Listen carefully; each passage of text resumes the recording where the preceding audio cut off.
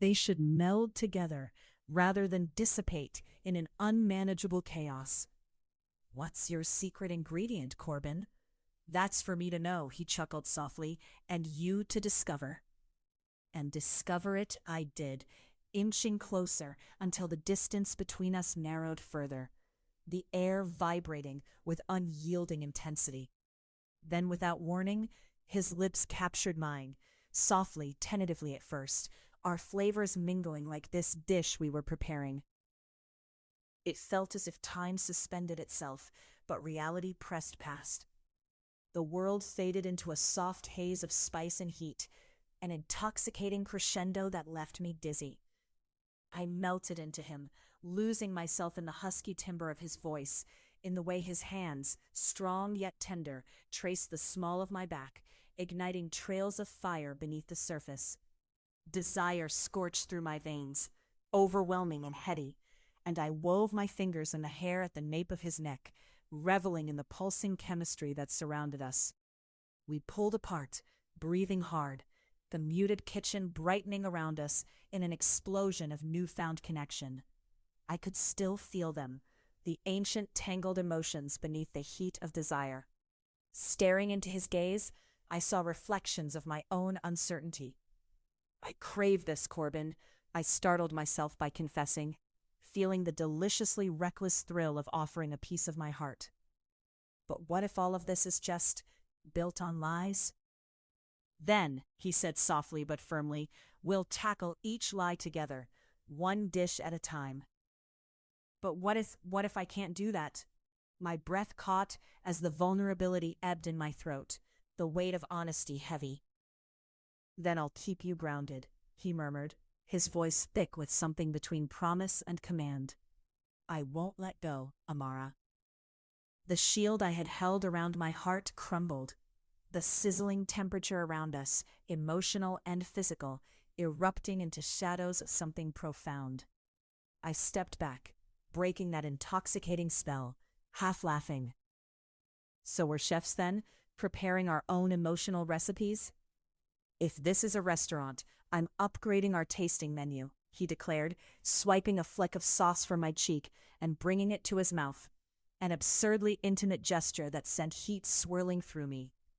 "Every flavor deserves to shine." "And what flavors are me?" I challenged, laughter bubbling in my chest, though beneath it all lay trepidation and excitement, forging a pathway to deeper authenticity. "I'm ready to try everything, Amara," he replied with a glimmer in his eyes, a promise, a declaration. "So let's start with dessert," I teased, unable to suppress the rush of warmth spread throughout my body. Corbin's gaze darkened with intrigue, and my heart danced in tandem as I noted the wild connection. The recipe was far from finished, but one thing was clear. Whatever happened next would be a feast unlike anything we had ever imagined. In the kitchen, simmering amidst flavors and secrets, we would find our passions entwined beneath layers of unexpected desire. "I chase my culinary dreams," I whispered, inviting him back into the intoxicating warmth of our playful banter. But it seems I'm now surprised how easily dreams can turn into appetites. His crooked smile ignited a fire deep within. "And let's seize each course ahead, Amara. So what's next?" I leaned in, connecting with his intensity once again, each moment unwrapping layers of what was once hidden. "Something sweet, I hope." "Yes, let's embrace the sweetness to come together." The world around us thrummed with excitement as we dove deeper into our delectable feast, each moment richer than the last, tearing down the walls that had once held us apart. And together, in the warmth of the kitchen and beneath the weight of our secrets, we found a rhythm unlike anything we had known before.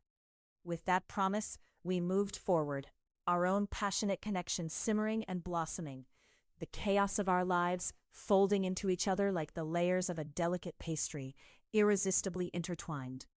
Chapter 18. A Symposium of Desire. The sun blazed fiercely above Argos Island, gilding everything in a glowing warmth that did little to quiet the butterflies in my stomach. Lush palm trees swayed gently in a tropical breeze, while the enticing aroma of citrus and ocean mingled in the air. Colorful tents dotted the sprawling sands, each an exquisite showcase of culinary creativity. I stood on the cusp of it all, my heart drumming furiously, the adrenaline coursing through me like a fine wine, sweet and intoxicating, but edged with anxiety. "There she is, the culinary queen of the hour," boomed Ezra, my closest friend, as he elbowed through the cheerful throng to get to me. His laughter broke like glass as he caught my gaze, eyes gleaming with mischief. I could always count on him for lightness amidst the gravity of every high-stakes cooking competition. "Ezra, the queen is still prepping," I shot back, but the grin tugged at my cheeks. I brushed my fingers over the fabric of my chef's coat, the crisp thickness grounding me. This was my moment, the festival promised only opportunity. Yet here I was, quivering at the edge of the stage. "You've only got 100 people waiting for your bistro's best," he teased, leaning closer. "What's the worst that could happen?" Awkward silence followed by a series of toothy grins. "Don't make me throw avocado oil at you," I retorted, sparking laughter from neighboring chefs who were busy plating their creations. As the festival began, the sounds of sizzling pans, clattering glasses, and murmured accolades enveloped me. Each crunch of my knife against fresh vegetables echoed a rhythm that matched my racing heart. I took a deep breath, inhaling the fresh citrus notes mingling with rich spices. It was surprisingly calming. I reached for the garnishes, placing each delicate herb atop my creations. From the corner of my eye, I spotted Corbin. He was effortlessly commanding in a simple white shirt tucked into tailored trousers, his presence drawing attention like the sun. His gaze locked onto me, and my heart stuttered. Beneath the warm haze of tropical bliss, a tension shimmered between us. Jealousy lurked in the back of my mind as I witnessed the easy rapport he shared with a petite chef from a rival restaurant, Leela Withers, a culinary prodigy with a smile that could melt ice. "Shouldn't you be watching your own booth?" I murmured to Ezra, unable to shake the gnawing sensation in my stomach. "Corbin looks too comfortable with her." Ezra's expression turned serious, just briefly, before he broke into an exaggerated eye roll. "Amara, please, if anyone is charming enough to steal someone's heart, it's you. Plus, Corbin and Leela, that's just business banter. You know how he gets when he's in his element." "Right," I muttered, my fingers fidgeting with the fresh sprigs of tarragon. "He gets so caught up. Sometimes I wonder if he notices me at all." "Notice you?" he laughed, his voice carrying over the clamor. "He's practically glued to your side. Have some confidence. Just remember to keep your skills sharp. The judges are brutal." I nodded, forcing a smile as I caught Corbin's eye again.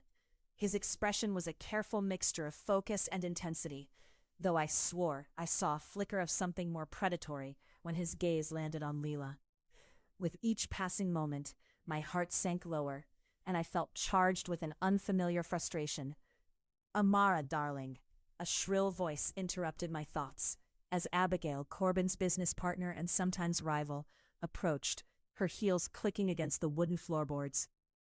"Abigail," I replied, my tone clipped. "To what do I owe this lovely surprise?" "Oh, just came to see the star of the show. Our dear Corbin has been raving about you non-stop," she said, tilting her head with a practiced smile. "He's quite taken with your culinary approach. It's adorable, really." I gritted my jaw, irritation mingling with a strange burn of pride. "Yes, well, we have an interesting working relationship," I said, the tension spilling over. "I just hope he stays focused on our goals and not—" "Not on Leela?" she interrupted gleefully. "My dear, chefs need passion, and sometimes passion leads to sideshow romances." I inhaled sharply. "What's that supposed to mean?" "Oh, nothing," she waved dismissively, her pretense of sweetness fading. "Just that you should keep an eye on your competition. You know how men are. The heart can only take so much, especially Jericho Langston." "Corbin," I corrected tightly, though my heart kicked in protest, the jarring reminder of his surname gnawing at me. "He's nothing like that." "Oh, sweetheart," she purred, her voice dripping with condescension. Open your eyes. You'd be surprised at what goes on behind closed doors. With that, she smirked and walked away, leaving me in a haze of confusion. Was she right? I confronted the echoes of jealousy like a dark cloud on my sunny day. Gripping my chef's knife tightly, I inhaled deeply again, grounding myself. Competition meant nothing if it compromised everything I had built with Corbin. Just as I forced myself to return to the task at hand, a loud cheer erupted from the crowd. Amara, Amara. The chants of my name sent jolts of electricity through me. Glancing up, I caught Corbin's eyes, his gaze unwavering, but a flicker of something feral ignited there. As I stepped forward to present my dish, a delicate scallop crudo with a mango citrus reduction, Corbin's expression shifted slightly, the heat of his scrutiny sending warmth curling through my stomach. I could feel the undercurrents of our bond pulsing beneath the surface, but all around were distractions. Colleagues laughing, the smells of the sea mixing with fried dough, and chatter that turned louder with every minute. Absolutely magnificent, one of the judges declared, a hint of surprise lacing her voice. Such finesse, you've really pushed the boundaries here. The compliments washed over me like warm sunshine, yet the very thrill of recognition knotted in my chest, twisting with doubt as I caught Corbin leaning toward Lila, whispering something that made her giggle. Hey, a little help over here, Ezra nudged at my side. They want us for a few photo ops. Under normal circumstances, I would have reveled in the attention, but today my heart was a restless beast. As the cameras whirred and flashed, my focus kept shifting back to Corbin. He looked so at ease, a man in his element, while I felt like a tightly coiled spring ready to explode. After the accolades subsided, I hurried to Corbin's booth, the clang of my heartbeat drowning out all other sounds. Hey, I said breathlessly, trying to keep my tone steady. Great job today. I didn't realize you'd be so busy flirting. Corbin turned, his surprise morphing into defiance. Flirting? You think that was nothing but harmless banter, right? I cut him off. You sure know how to make a chef feel appreciated. Amara. He stepped closer, our eyes locking in a dance of tension. You know I'm here for you. This is your day, your moment. Leela is just someone I'm working with. It's business. Business? Is that what you call it? She's practically in your personal space. Professionalism can sometimes feel personal, he shot back, frustration lacing his voice. You need to understand the nuances of our world.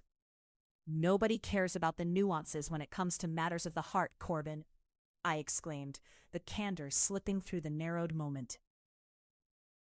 You never talk about your past, your relationships. What makes me think this one isn't just another pit stop?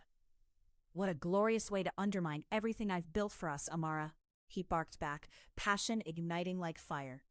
I worked hard to ensure you had this opportunity. A good chef never cuts from bitter fruit. My heart raced with anger, raw and unfinished. Yet something in his eyes flickered. An urgency tugged at him, and I could sense he was losing his grip. Before I could respond, he stepped back, hands on his hips, swallowing down his anger. Amara, he softened, eyes searching mine. All I see is you. I'm trying to protect something here that's fragile. Please don't test it. Test? I echoed incredulously. You don't get to dictate how I feel. I'm not some frantic chef needing your protection all the time. He stepped closer again, energy simmering between us as the festival buzzed around us. Just watching the way he moved, how the sunlight pooled on his skin, everything about him was magnetic. But I was dizzy with resentment and yearning. Aren't you tired of pretending that you don't want this as much as I do? He whispered heavily, our breaths mingling, heat, tension, and something electric flickered like lightning striking an open field. Corbin, I dared to breathe, the tumult of emotions bubbling wildly as the crowd faded into background noise. With a single swift motion, he captured my wrist, drawing me closer, his voice barely above a whisper. No more games. We can't keep dancing around this. Not now, not here. Then don't, I dared, my tone, challenging yet inviting. Show me what you want. Show me that you don't see me as a fleeting passion, one that can be trifled with. With no words left, he closed the gap between us. The kiss was heavy, passionate, filled with all the anger, desire, and confusion we had hurled at each other moments before. Electric energy unfurled, igniting every nerve in my body, and I melted seamlessly into him, the world around us collapsing in a hush of color and light. The moments spanned eons and seconds alike, yet the outside festival slid further away like a dream. I felt his fingers grasp at the nape of my neck, pulling me like a flame that roared to life. I was no longer just Amara, the chef. I was the entirety of our intertwined desires. The kiss deepened, driving out all doubts. I felt myself surrender, a radical acceptance of everything he was, romanticized alongside a chance of scandal. In that heated, stolen moment, I pooled his protective nature into something raging against the doubt that bound me. "You're everything, Amara," he murmured against my lips when we finally broke apart, breathless and battered with the storm of our passion. "You're worth fighting for." I pulled in a shaky breath, still lingering in the space of his warmth. "This is just the beginning, isn't it?" "Every great feast starts with the first course," he said, a mischief dancing in his eyes as the world resumed its lively hum around us. And though the festival thrummed with laughter and clinking glass, the tapestry of our connection had woven a new design entirely, something neither of us could ignore nor diminish. Perhaps this wild banquet of emotions was just what I needed to taste life fully, to embrace my fears, vulnerabilities, and every intense craving I had in my heart. With Corbin, I was ready to indulge, forever hungry for more. Chapter 19, Explosive Passion. "Why didn't you just ask me?" Corbin's voice sliced through the humid air, each word punctuated by the crack of thunder outside, mirroring the storm brewing between us. The island's lush greenery swayed violently, soaked from a downpour we hadn't initially anticipated. I stood in the kitchen, a place meant for creativity, and yet it felt like a claustrophobic battlefield under the weight of his gaze. I wanted to fling the knife I held into the sink, letting it clang violently. Instead, my grip tightened around the handle. "Ask you what? For permission to be successful?" My words shot out, hot and stinging, a contrast to the soft, rich butter I had just melted in the pan. He moved closer, a predator honing in on his prey. "You say that like I'm trying to stifle you. Have you even considered that I might want to help you?" My heart raced, not from fear, but from an inexplicable mix of fury and something else entirely. "Help or control?" I shot back, the pulse in my veins thrumming louder than the rain hammering against the roof. "You orchestrated this, Corbin, every single bit of it." His jaw tightened, sparking a dangerous glint in his eyes. "And what if I did? Would that make you enjoy it any less? The fact that I'm virtually your puppet?" I could barely contain the anger that swirled through me. It wasn't just about the job. It was about trust, about being seen. "What about my real dreams, Corbin? You don't even know." "No, I don't," he replied, folding his arms across his broad chest. It was both a sign of his annoyance and a testament to his strength. "Because you refuse to let anyone in. I'm not your enemy, Amara." The air felt charged as the rain echoed my frustration, creating a symphony of anger and longing.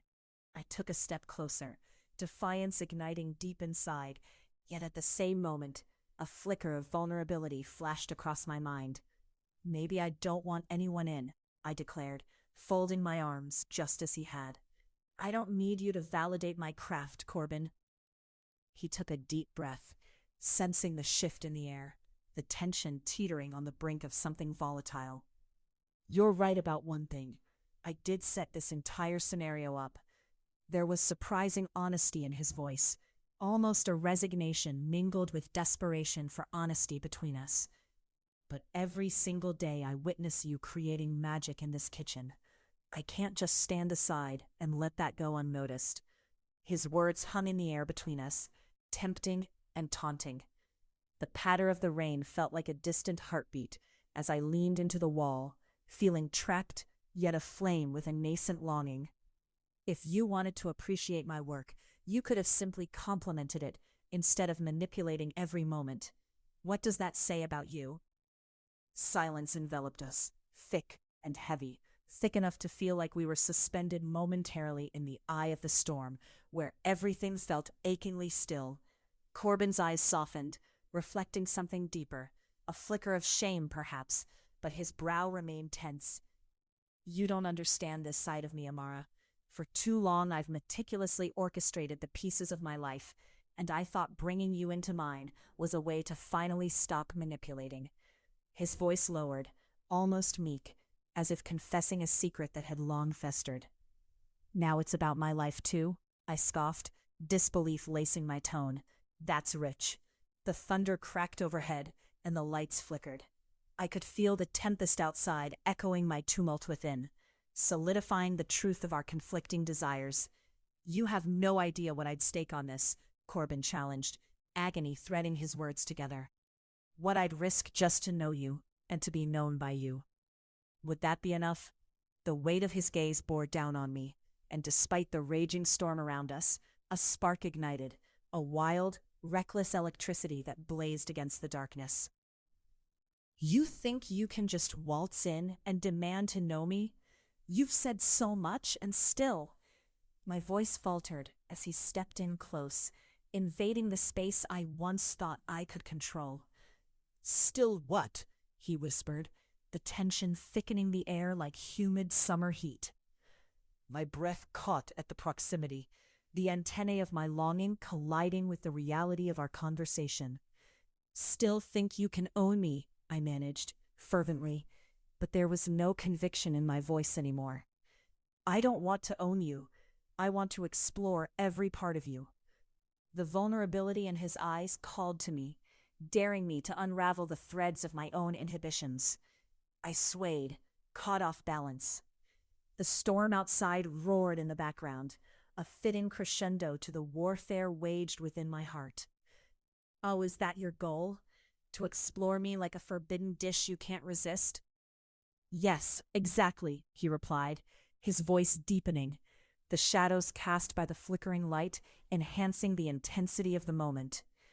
But if I'm getting the recipe wrong, then it's all meaningless, I intervened, the pile of emotions churning anew. But there was a glaring truth underneath. I wanted him to prove me wrong. Our eyes locked, flames igniting like the fire dancing frantically in the fireplace, urging me to surrender, to join the chaos that surged between us.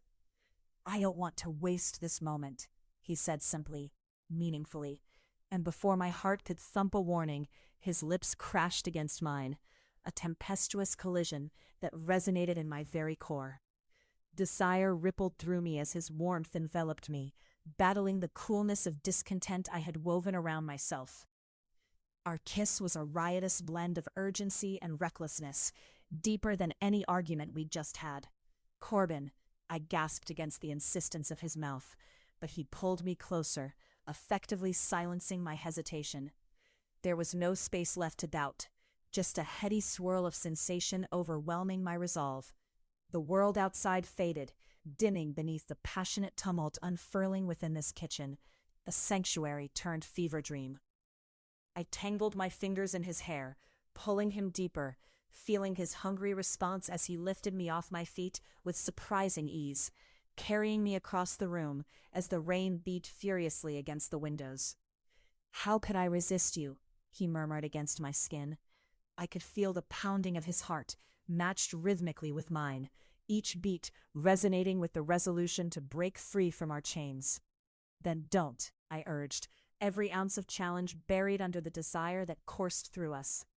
Finally, I surrendered, feeling the walls of my defenses give way in a moment of undeniable recognition. He set me down on the wooden kitchen table, its surface cool against my hot skin, as he filled the space between us, filling the kitchen with an intoxicating blend of spice and chaos. His hands roamed freely, exploring the curves of my body, reigniting everything I had long suppressed. The rhythm of our impending storm became our melody. Each touch painted a new layer, infusing passion that vibrated through every inch of me. I felt alive with every kiss, The taste of his lips, a savory promise that lingered, a flavor I craved more of. I wanted to take my time, learn you, he breathed, pulling back momentarily, eyes locking onto mine, dark with intent. But I can be a little impulsive. Just a little, I teased, my laughter dancing through the remnants of doubt that had clouded the air. His chuckle resonated, becoming my only answer as he pressed forward once again, claiming me entirely, our worlds fusing into one. What began as an argument transformed into explosive passion, fueled by frustration, igniting fury and tender vulnerability. There was no denying the strength of our connection now, no turning back from this stark reality.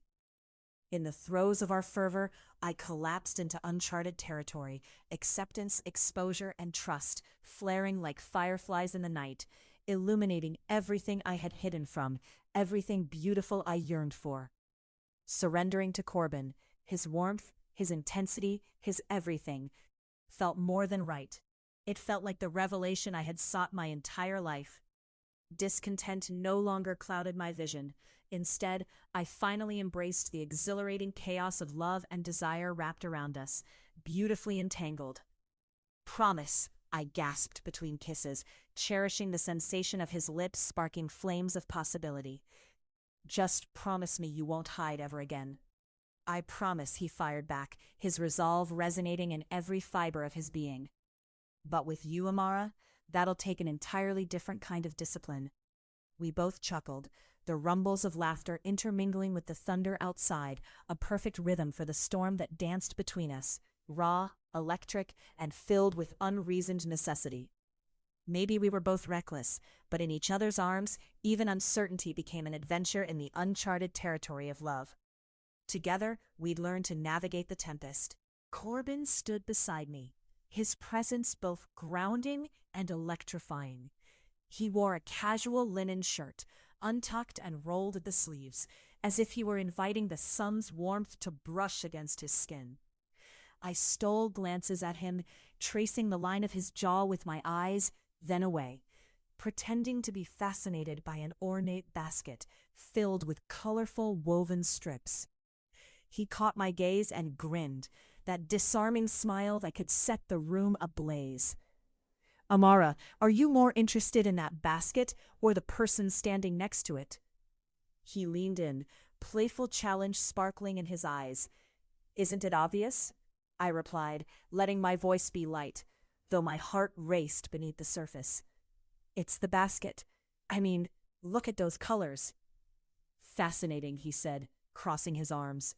"Now will you invite me to check it out, or are you keeping it to yourself?" I couldn't help but laugh, the sound escaping me like the bubbles of boiling sugar syrup, sweet and light. "You'd think a billionaire wouldn't care much for handcrafted baskets." "Ah, but you see, I'm not just any billionaire." He stepped closer, his breath mingling with the fragrant air between us. "I have an investment in art. Besides, we both know the best chefs love a good presentation. You can't have too many colorful distractions, can you?" The smile faltered just for a split second, exposing an undercurrent of something more serious. The reminder of my role, of our circumstances, swirled in the laughter, and a part of me felt heavy with it. We wove our way through the stalls, indulging in the amusements of sampling cheeses and sweet fruits, while playfully bickering over the best varieties. Occasionally, our hands would brush against each other, and despite the jovial atmosphere, it felt like a careful dance we both had mastered, never straying too close, yet never too far apart. "Acquired taste," I teased, gesturing toward a selection of pungent cheeses I knew would make him grimace. He folded his arms, tilting his head in mock disbelief. "Amara, how are you a culinary genius and still think I would appreciate that?" He laughed heartily, shaking his head with delight at the subtle provocation. "Because you'd be surprised at what you'd enjoy if you just opened your mind," I countered, arching an eyebrow as I pressed on ahead. And there was our rhythm, an intricate blend of banter layered with unspoken tension, each word a hint, each glance a stolen promise. As we continued, I spotted a small cafe that advertised chai lattes, the steam rising softly into the air, beckoning with the familiar embrace of comfort. All right, I need an energy boost. What do you say? I asked, eyes sparkling as I nudged him playfully with my shoulder. Coffee snob versus chai enthusiast. He raised an eyebrow, his expression somewhere between skepticism and amusement. Touché. What can I say? I have eclectic tastes. As we stepped inside the cafe, the warm, spiced aroma wrapped around us like a luxurious blanket, inviting us deeper into its embrace. The chatter of patrons provided a friendly background hum, and I felt a warmth blossoming in my chest, comforted by this shared moment. This stillness felt like a sanctuary, a break from the undercurrent of my chaotic life back at the estate. Corbin ordered a simple black coffee, the barista nodding knowingly, while I opted for the chai, a decision that allowed me to savor the sweetness of cardamom and ginger on my palate. Hold on, Corbin said, eyeing me carefully. The last time I watched you sip that, you had a look on your face like you'd just discovered the secret to life. I might have, I replied with a mysterious smile that lingered, letting the moment stretch between us. So, what is the secret? I leaned in, lowering my voice to a conspiratorial whisper and relishing the intensity of his gaze on me. It's that sometimes the simplest things bring the most joy, like this chai, for example. I took a sip, letting the warmth fill me, and maybe the company.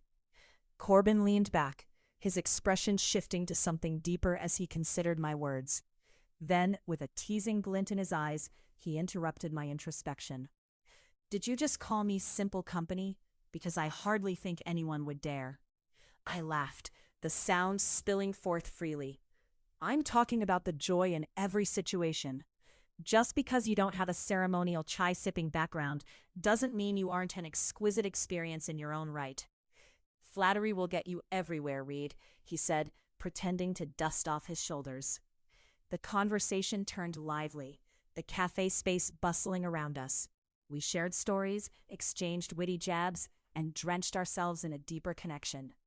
Laughter broke the stillness, and I could feel something shifting in the air, a magnetic pull that tugged at both of us. It was almost too easy to forget the agenda lurking beneath our interactions, the secrets, the manipulations. Instead, I chose to indulge in this mesmerizing dance, where everything felt permissible and even necessary. As we moved outside again, the sun warmed my shoulders, while Corbin stepped closer, his voice dropping to a low murmur. You know, it's rare to find someone who sees beyond the obvious. Perhaps the rest of the world is too busy. I leaned in, driven by the intrigue that came naturally between us. But we have time to observe. With his intensity looming over me, time felt suspended. A bubble stretched around us, thicker than the warm air, and I couldn't resist brushing my fingers against his forearm. Let's get lost, I said abruptly, heart racing. Lost? He echoed, eyes wide with playful disbelief. Just for a bit. My heartbeat quickened, breath hitching in my throat at the idea of exploring without purpose, an adventure waiting just for us. Fine, but in exchange for your naivety, we need an agreed-upon destination, he replied, narrowing his eyes with feigned seriousness before they softened with humor. Deal, I laughed. We continued through the market, weaving between vendors and displays, my mind buzzing with the possibilities. But with each step, I felt the stakes intensify, as if someone was watching, waiting to strike. I tried to push the sensation aside, focusing instead on the savories selling fresh bread, bowls of olive oil glistening, and the sizzling sound of street vendors frying dough. Suddenly, a loud crash jolted me from my reverie. A vendor had knocked over a stack of boxes, and the contents spilled onto the ground, bright fruits rolling in every direction like playful children. A crowd gathered, laughter punctuating the chaos. But my focus remained on Corbin, the lifted brow, the smirk, the way he loved to seize the moment. Care to assist? He said, motioning to a nearby box of oranges. It's pretty clear this vendor needs all hands on deck. Do you think the chai will last? I raised my brow, willing my heart to settle. Lose your optimism, Reid, and I'll have to charge you, he quipped, flashing that devilish smile. I rolled my eyes dramatically, then jumped into the fray. All right, how about we make this a game? Whoever picks up the most fruit wins. Ah, he grinned, twinkling mischief in his eyes. So now I know your weakness. Competition. Just watch me. I dashed toward a runaway lemon, weaving between people, laughter bubbling to the surface as I rediscovered my playful nature. The moment of ridiculous chaos dissolved my reservations, our laughter filling the air as the markets erupted into hilarity alongside us. Belly laughs mixed with gasps and cheers as we tossed fruits back to the vendor like they were treasures. A spontaneous contest had ensued. Yes, another orange, I claimed triumphantly, holding it high above my head, the glistening surface reflecting the sun's rays. But I wasn't prepared for what came next. As I turned to show Corbin my victory, he'd made a strike, hands clasping around my waist, and suddenly we were face to face.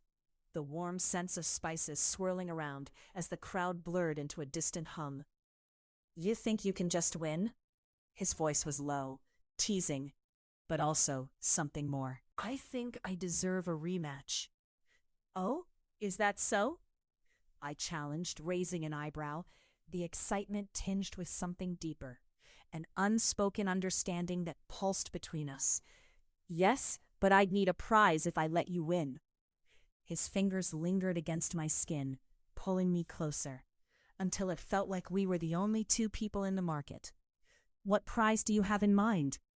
I could barely breathe, everything around us fading into a mere backdrop. He stepped even closer, his breath warm against my ear. A kiss, a very public one, where everyone witnesses. A flurry of laughter erupted around us, but nothing mattered, not the energy of the crowd, nor the bright colors of the stall. Before I could respond, Corbin closed the distance, the world falling away until only he and I existed. And then our lips met, a sudden explosion of warmth enveloping us both.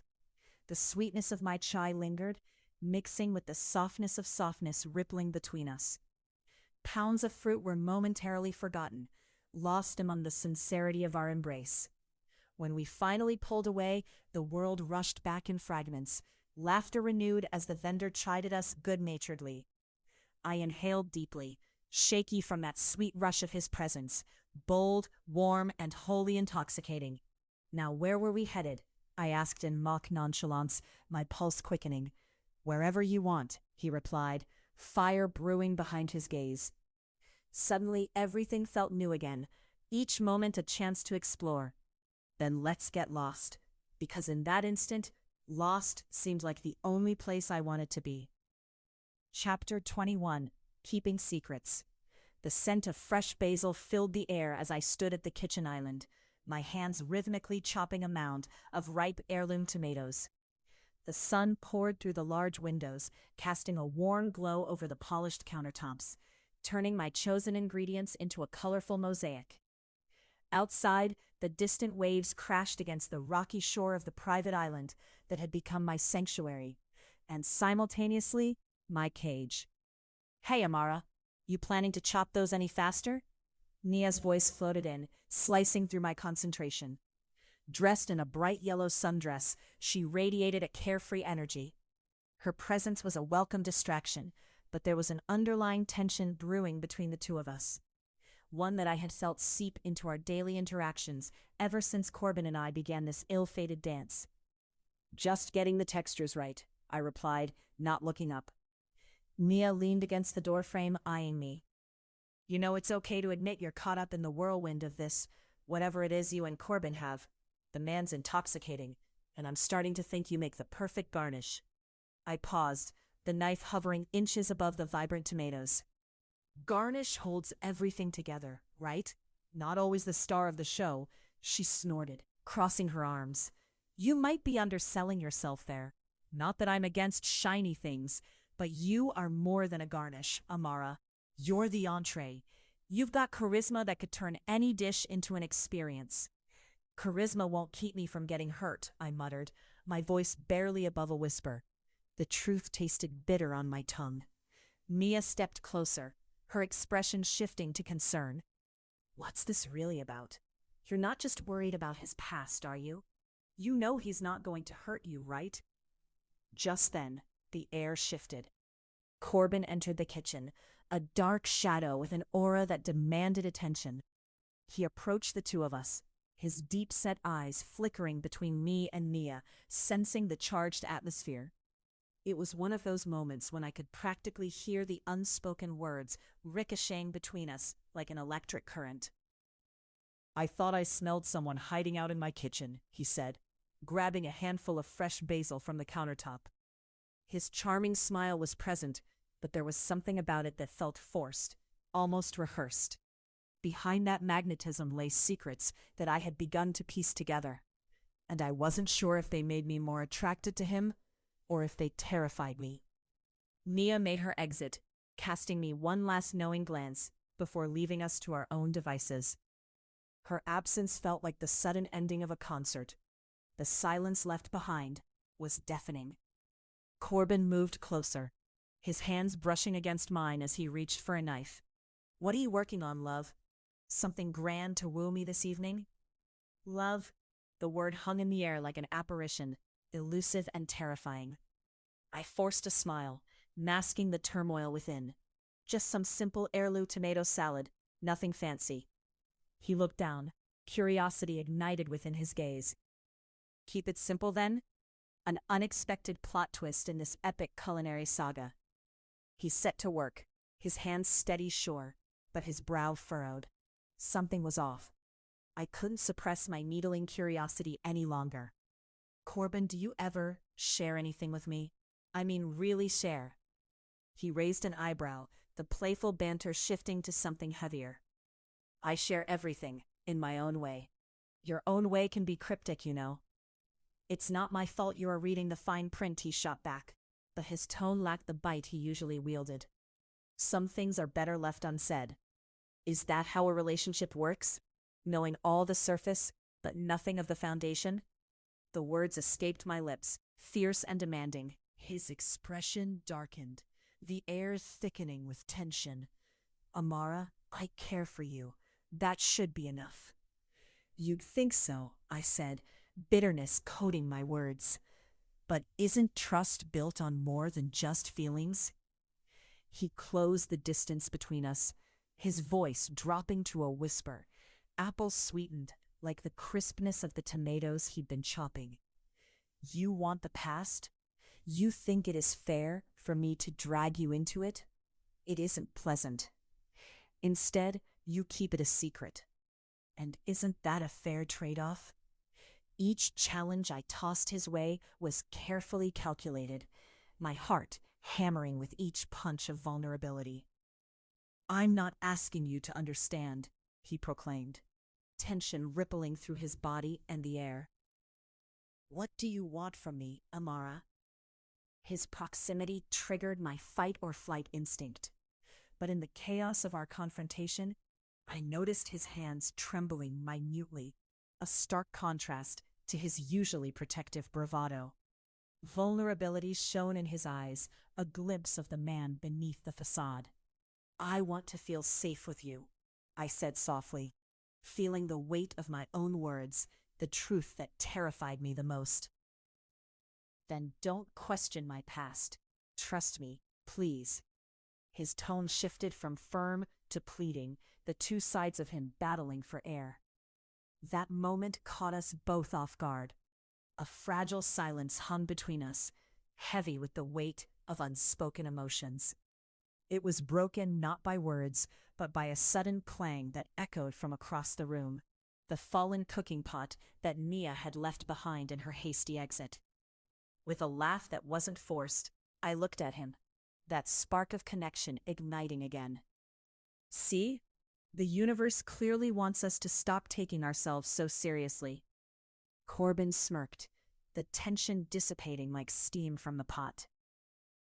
Then he pulled me in closer, enveloping me in the scent of fresh basil and warm skin. "All right then, let's throw caution to the wind tonight. What do you say to a little culinary debauchery?" "Now you're speaking my language," I teased, pushing against his chest. But he folded me against him effortlessly. The playful banter ignited the chemistry that charged the air.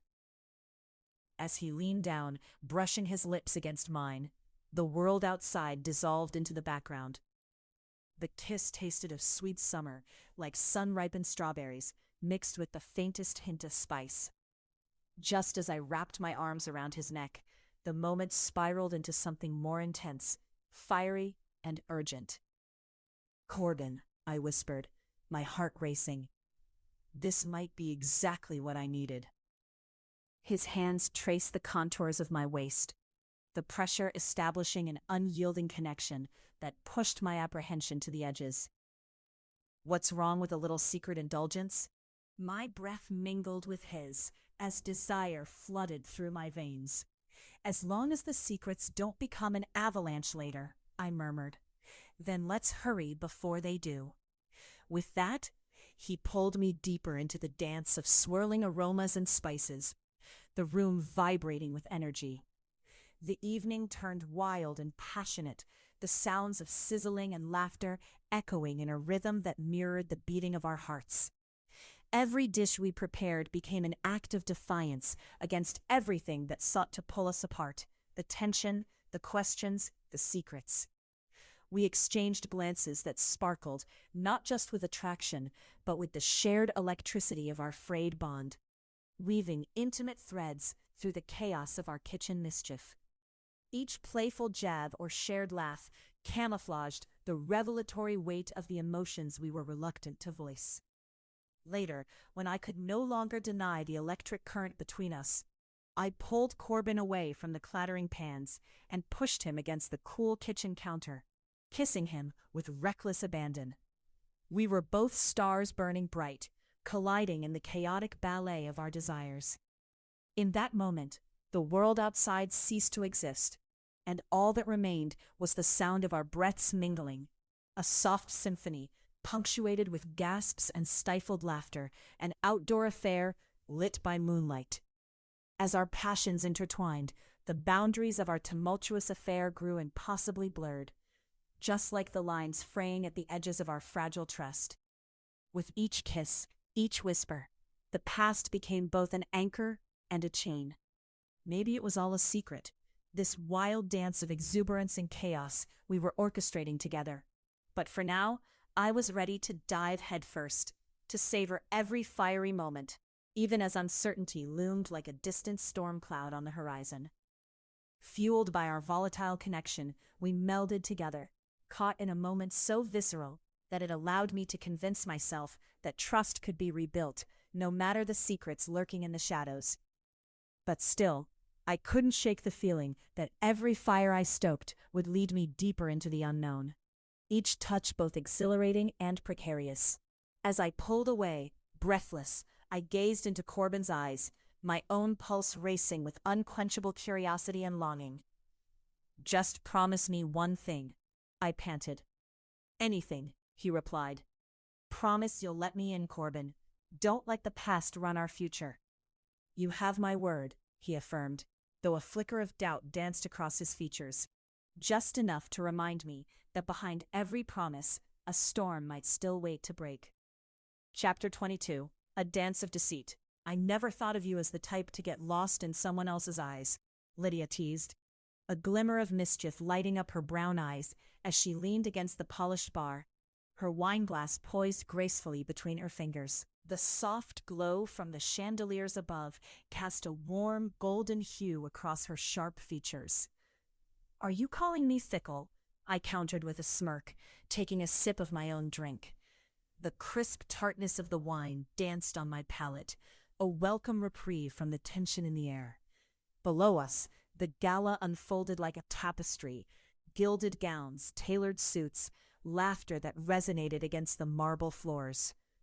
"No," Lydia replied, her tone conspiratorial as she angled closer. "But you seem awfully taken with someone else at this party." Her gaze cut through the crowd toward where Corbin stood, talking animatedly with several guests. His charming smile radiated like the sun, pulling the warmth of attention as if it were an innate talent. "I'm not," I insisted, my voice sharper than intended, causing her eyebrows to rise in surprise. It wasn't a lie, strictly speaking. Our connection had deepened since my arrival on the island, but I could feel an unfamiliar prickling of jealousy stirring within me as I watched him. "Uh-huh, right, you're not his type then. Just look at that one," she said, pointing subtly to a willowy blonde standing beside Corbin, draped in a stunning black sequin dress that shimmered with every movement. She was laughing too easily at his jokes, and I felt a knot tightening in my chest. "I need to be over there," I said abruptly, feeling the pulse of that ambition even here, mingling with something more tender, more dangerous. I could almost taste the longing. "No, stay here. You'll just make it worse," Lydia protested, wrapping a hand around my wrist, her grip firm yet playful. "If you think marching over there will help, you'll only give him the power to sweep you off your feet again." As if summoned by fate, Corbin turned his head in my direction. Our eyes met across the sea of shimmering bodies, and the world grew still for the briefest moment. There was an intensity there, a silent conversation coursing through the space that separated us. I could see hints of mischief dancing in his gaze, layered over the warmth of something deeper that ignited butterflies in my stomach. "You think he won't?" I whispered to Lydia, unable to quell the surge of passion and annoyance. "Would you stop pretending like you're immune to him? That man is a tidal wave. Look at him. He is literally pulling attention from everyone in this room," Lydia continued, gesturing dramatically, prompting a snicker from Parker, who had joined us après their own whirlwind of mingling. "Count me in as a fan of tidal waves," Parker interjected, leaning against the bar and smirking. "You and Corbin could sink or swim together." "Parker," Lydia scolded, though her amused grin betrayed her faux disapproval. "What? She's ready, like a souffle about to rise, but she's constantly holding back on the heat."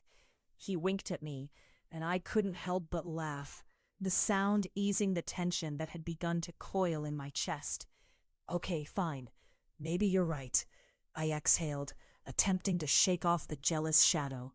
"But how do I navigate this sea of emotions with him looming like that?" "Simple. Just own it, girl. You've got the power, remember? You're not beneath him," Lydia said, raising her glass. "To strong women who know the menu and just might add a little spice." "Ah, yes, the exquisite culinary temptress," Parker teased, his smile conspiratorial as he raised his glass to mine, making it a toast. "Now I'd like to see you seduce Corbin, not with your cooking, but with your charm." "Oh, is that what this is? Is he under a spell?" I played along, my heart racing with anticipation of that very challenge. "Seems that way," Lydia said, her features softening as she surveyed the unfolding scene. "But it's also your time to take command, Amara." And with that, my resolve solidified. The warm current of the gala pulsed underneath my skin. All those expectant eyes, laughter and music blending into a symphony of tonight's bold endeavors. I glanced back at Corbin, who stood tall, confident, surrounded by clinking glasses and flowing conversations. He caught my gaze again and waked. Tonight I would plunge into this chaotic dance of deceit and desire. As I made my way toward him, the warm, enticing scent of roasted duck and fresh basil wafted through the air, mingling with laughter and low conversations. It was intoxicating. My heart thumped loudly against my chest, the chaos contracting wonderfully into something palpable within me. "Look who it is, to grace us," Corbin said with an air of delightful surprise when I reached him. The way he straightened, as if I'd just arrived on a throne, made butterflies flutter wildly inside me. "You're enjoying yourself," I said, keeping my tone light, before quickly adding, "unlike some of us." "Maybe I was just waiting for the perfect companion to join me," he teased, and I could see the glint of mischief in his dark eyes. For a moment, I soaked in the intensity of his presence, the scent of refined cologne mixing with the evening's rich cuisine, enveloping me wholly. "Aren't they just a lovely bunch?" I gestured toward the group surrounding him, each laughing with abandon at his words. "None of them match the taste of food you create," he replied easily, tilting his head slightly, his gaze appraising. I can't imagine any of them could ever satisfy a craving quite like yours. Very smooth, I clipped back, my heart racing despite myself. Beneath the playful banter lay the pulse of something urgent, vulnerable, a depth I was still learning to navigate. A glimmer of concern crossed his face, and there was a moment of silence as we exchanged glances, grappling with the unspoken energy thrumming between us. Come, let's dance, he commanded suddenly, taking my hand in his, so warm and large against my own. Dance? I raised my brow, a playful challenge lingering in the air. Yes, my talented chef, he said, pulling me away from the laughter and social intricacies of the crowd, leading me toward a quiet corner where the faint strains of jazz offered an intimate ambiance. Let's not let anyone else ruin the best dish of the evening. As we stepped into the space, our bodies swayed into the music, and I tasted the anticipation in the air, a heady mix of desire and mischief. The warmth of his palm against my back ignited something instinctual, a fire I hadn't realized was smoldering. You're quite the dancer, I observed, my words almost lost in the rhythm of the band. He moved with a grace that seemed innate, but the power he contained was equally mesmerizing, a confidence that lifted me. Only with the right partner, he replied, his voice low as he leaned in slightly, his breath brushing against my ear. What do you say, Amara? Care to lead? Before I could fully respond, his grip tightened, guiding me closer until our bodies were mere inches apart. The whirl fell away. With each beat of the music, I felt him drawing me in, my heart thrumming with the need to surrender, to succumb to the heat building between us. Corbin, I murmured, almost a plea. This is dangerous. Now you're just tempting me, he replied, a hint of playful arrogance creeping into his voice, twisting my resolve into ribbons of longing. And there it was again, the thrill that ran along my spine every time he was near. The way he held me seemed hypnotic, like he was willing me into a dream. As the music wrapped around us, I knew I wouldn't be able to resist him much longer.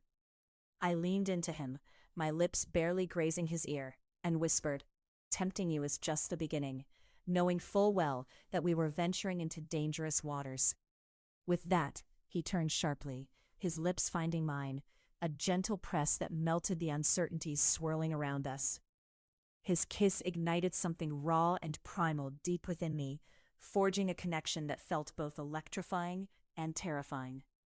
"I thought you said this was dangerous," he murmured when we broke apart, his breath warm against my skin. "It is," I replied fiercely, emboldened by my own desire, "but I think I'd like to explore it." Just then, a sudden burst of conversation erupted from the gala, shattering our moment. I caught a glimpse. Lydia and Parker were watching us, their expressions a mix of mischief and support, laughter hanging in the air like an inviting cloud.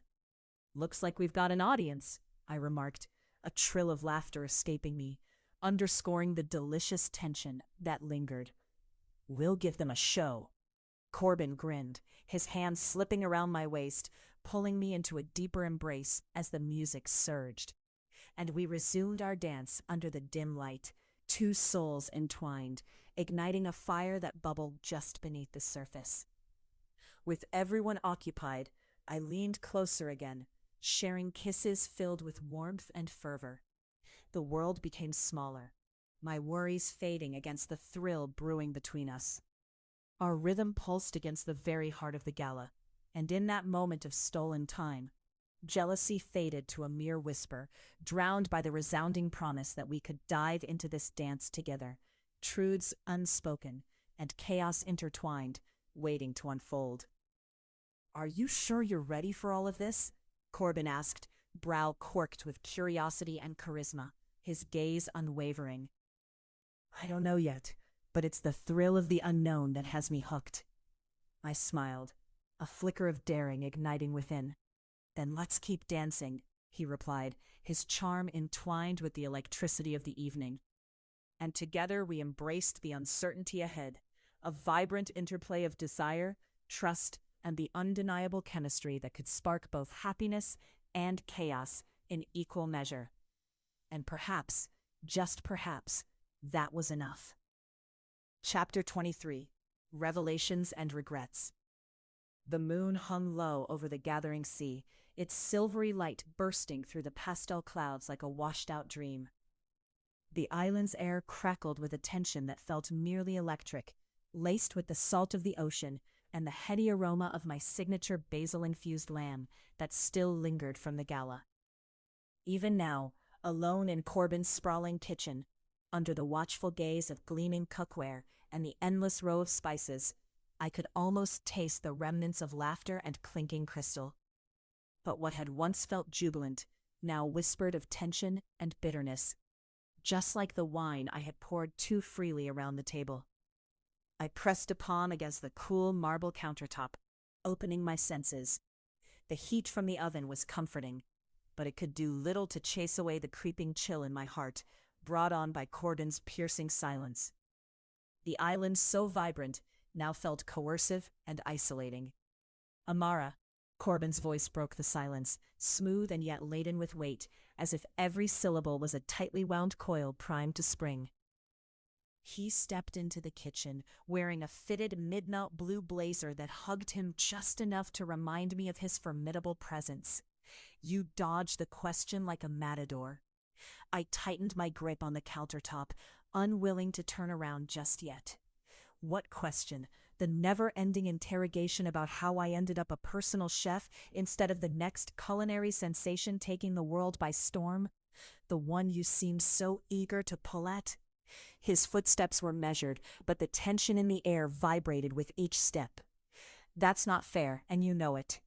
Fairness doesn't magically render intention transparent, Corbin. I finally turned to face him, hands still braced against the cool stone.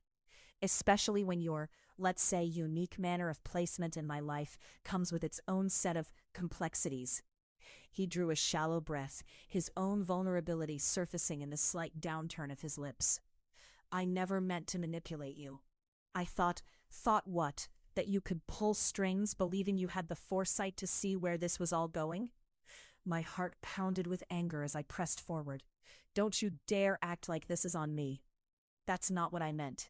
He raked a hand through his hair, the dark curls falling back into place yet again. I thought you would thrive here because I've seen... What, my potential, or did you mean your potential? At that, the air in the kitchen snapped. A palpable silence rippled between us. His gaze shifted momentarily, and when it returned, there was fire swirling behind his eyes. There's a reason I'm drawn to you, Amara. Beyond your culinary skills, beyond this, he gestured between us, the exuberant assertiveness radiating like heat from a flame. This connection. Connection? I laughed, a sharp, bitter sound that echoed against the polished kitchen walls. Do you even hear what you're saying? A connection you purposely created by putting me in a gilded cage? Corbin's expression darkened, but behind it was something softer, almost vulnerable. You know that's not true. You see walls where there are none. You've built them too. In that moment, I felt an unexpected sting behind my eyes. You're right, I admitted quietly. Maybe I have. But I've worked so hard, Corbin, for everything I've accomplished. It's mine. To share it or not is entirely up to me. I won't let your ambitions determine my worth. He inhaled deeply, likely trying to sift through the broken shards of our conversation to find foundation. What if I want to help you? What if I want to be a part of your success? Help? Or control? I challenged, crossing my arms defensively. The air grew heavy as his expression shifted from tense frustration to profound earnestness. I'm not your enemy, Amara. I need you to understand that. I stepped back, my breath suddenly feeling trapped. Quite the opposite, Corbin. Sometimes I wonder if you're my only ally or my greatest threat. Every time I chase after feelings for you, I simultaneously feel like I'm walking into a trap. He took a step closer, the distance shrinking until he loomed over me, imposing yet undeniably magnetic. You think all of this is easy for me? That I don't grapple with how deeply I feel for you? That I don't worry that you'll see the truth of my past and retreat? There it is, I said, my voice dropping to a whisper. The truth. Amara, he began, pinning me with an intense gaze, but I sidestepped, my stomach swirling with conflicting emotions. I felt cornered, raw. Just stop, I snapped, spinning around to face the sink, where a collection of dirty dishes lingered like specters. This is too much. I thought I wanted to be here, but now I don't know if I'm simply a stepping stone for your larger plans. A beat passed. Then Corbin was right behind me, his warmth radiating against my back, a heady reminder of the chemistry that surged between us. You're not a stepping stone. You're more like a compass. But even compasses can point in unexpected directions. I turned back, frustration coursing through me. Then don't lead me astray, Corbin. If you ever cared about me, show me. And he did then. Our gaze locked with such electrifying force that years of suppressed passion burst forth like a wave crashing against the shore. His mouth bore down on mine with hunger, igniting all the fires that simmered beneath our arguments. The warmth of his lips was a warning, a promise, a balm, mingling with the taste of lingering regret and desired connection. Amara, he murmured against my mouth, and the urgency of his breath sent tremors through my core. Let me explore the depths of you, every last layer. Before I could respond, his hands found my waist and lifted me onto the countertop, surrounded by remnants of my culinary craft. The sharp scent of garlic, rich and intoxicating, mingled with the heady spice of the moment. I gasped as he pressed himself against me, his body a firm promise. You talk about exploration, but do you really know what that means? I challenged, feigning casualness while my heart raced.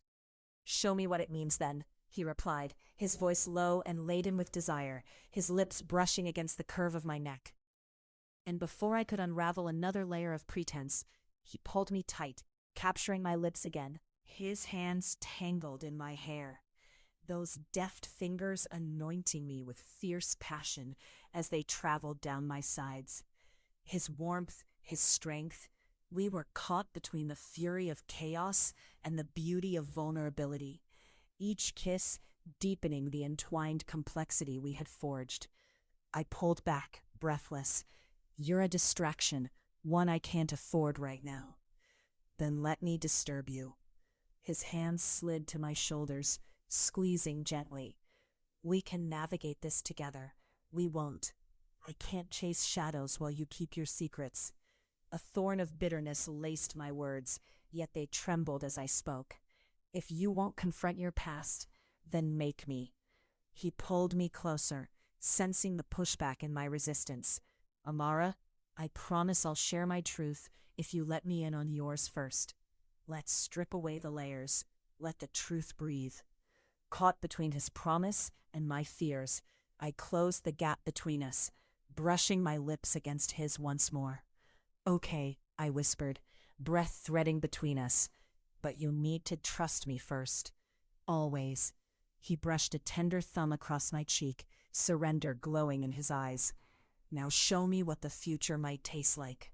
I tilted my head up and met his fiery gaze, and right there, amid the lingering aroma of spices and the pulse of the island's heart, I felt walls crumbling, revealing flickers of the intimacy I had both longed for and feared. Together then, I replied, and with that, Corbin captured my mouth once more, our kiss spiraling with mead and the haunting promise of revelations yet to come.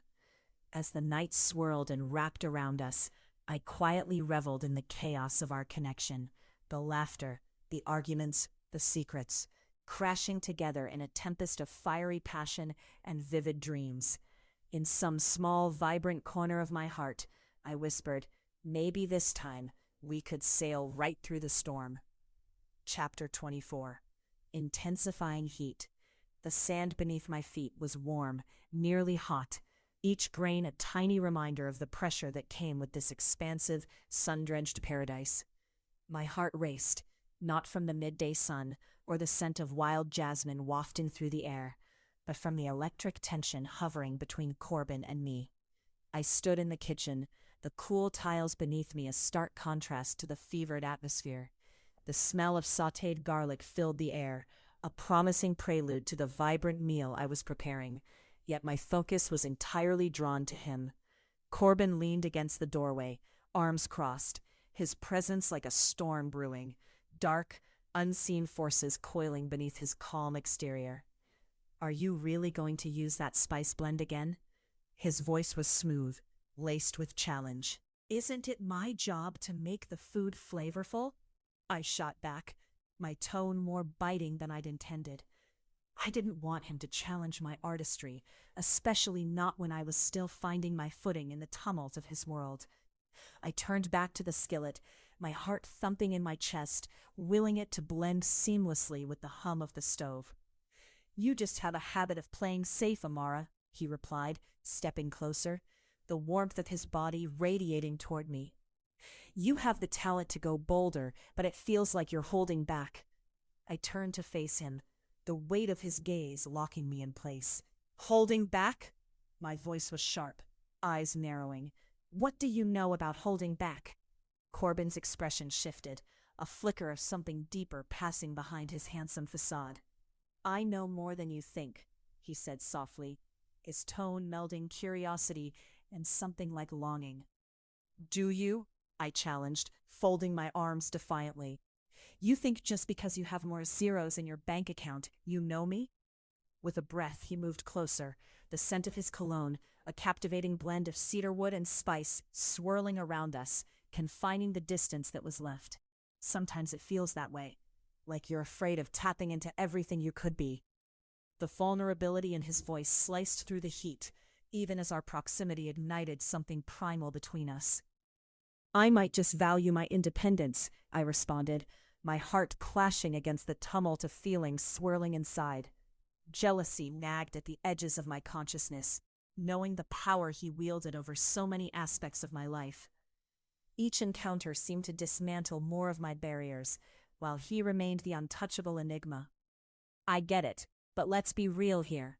You wouldn't be here if you wanted safety. You'd still be working that little cafe in the city, he countered, eyes narrowing slightly, as if he was honing in on my most guarded secrets.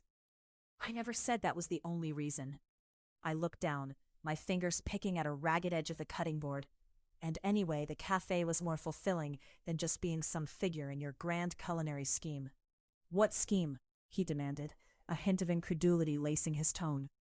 I met his gaze, refusing to back down.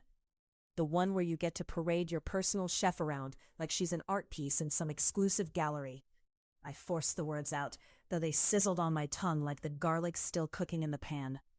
I'm not a trophy, Corbin. His brows knitted together. You're more than that, Amara. You're brilliant. But am I, or am I just your next conquest? The words slipped from my lips, revealing my insecurities.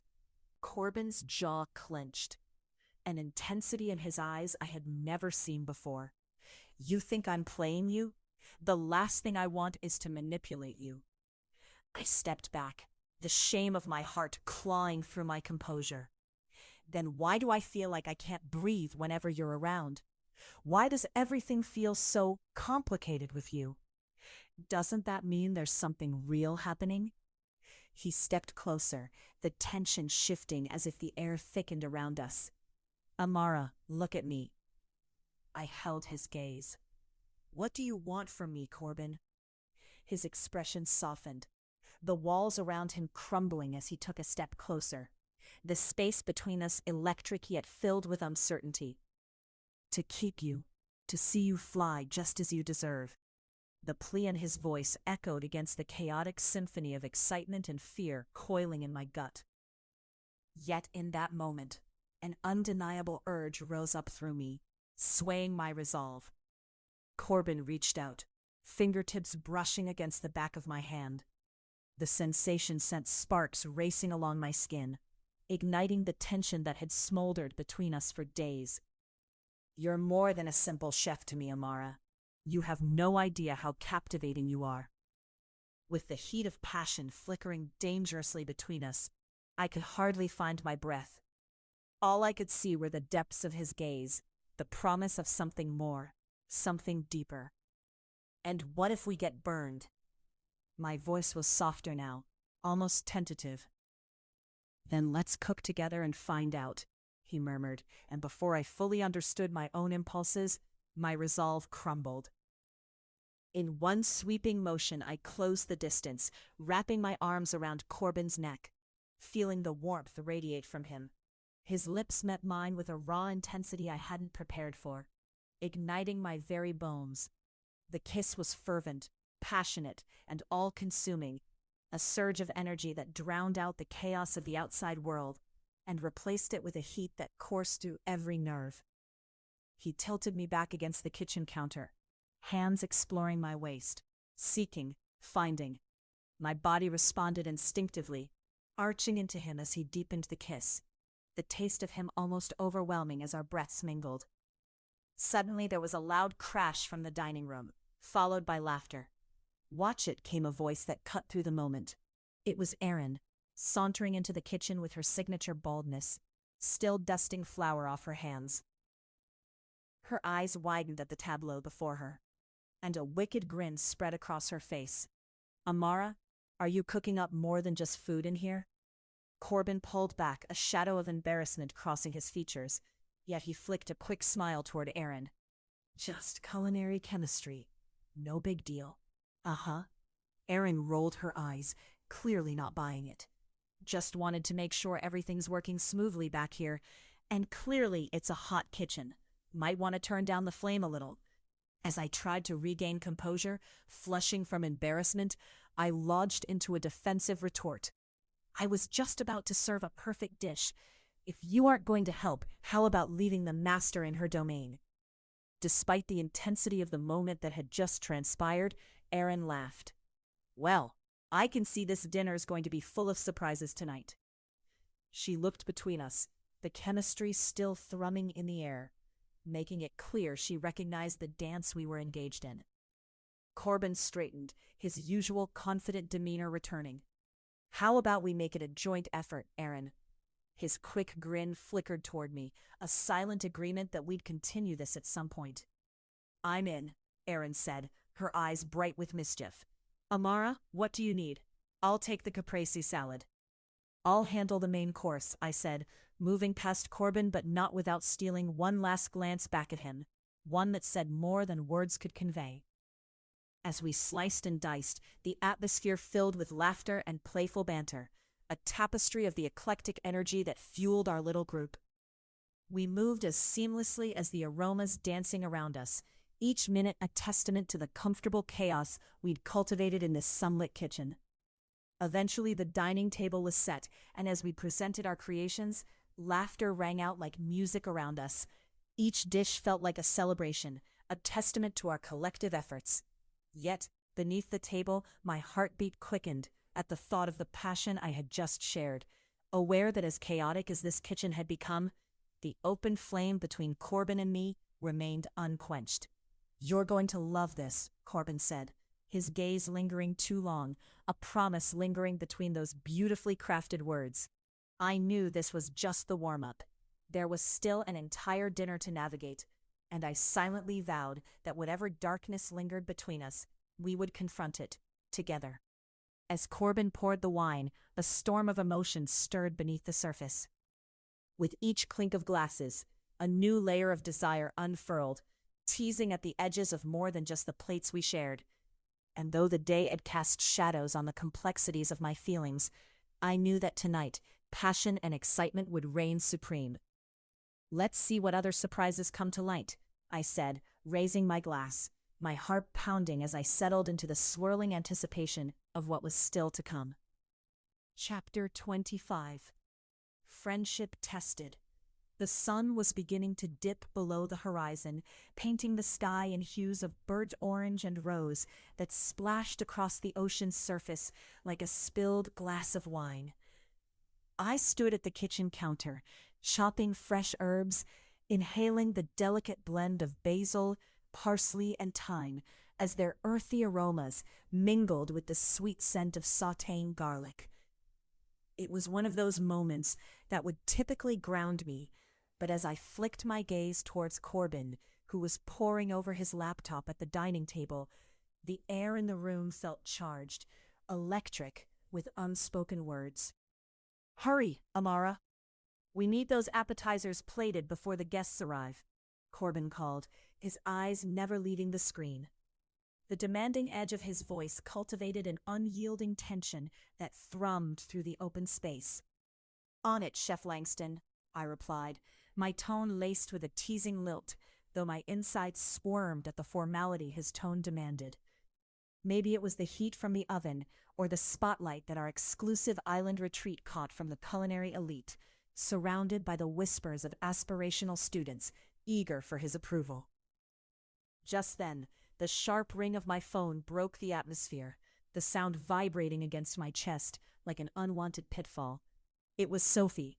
"Hey, how's it going?" she chirped, her voice a sweet melody, but with an undercurrent of nervousness that tugged at my intuition.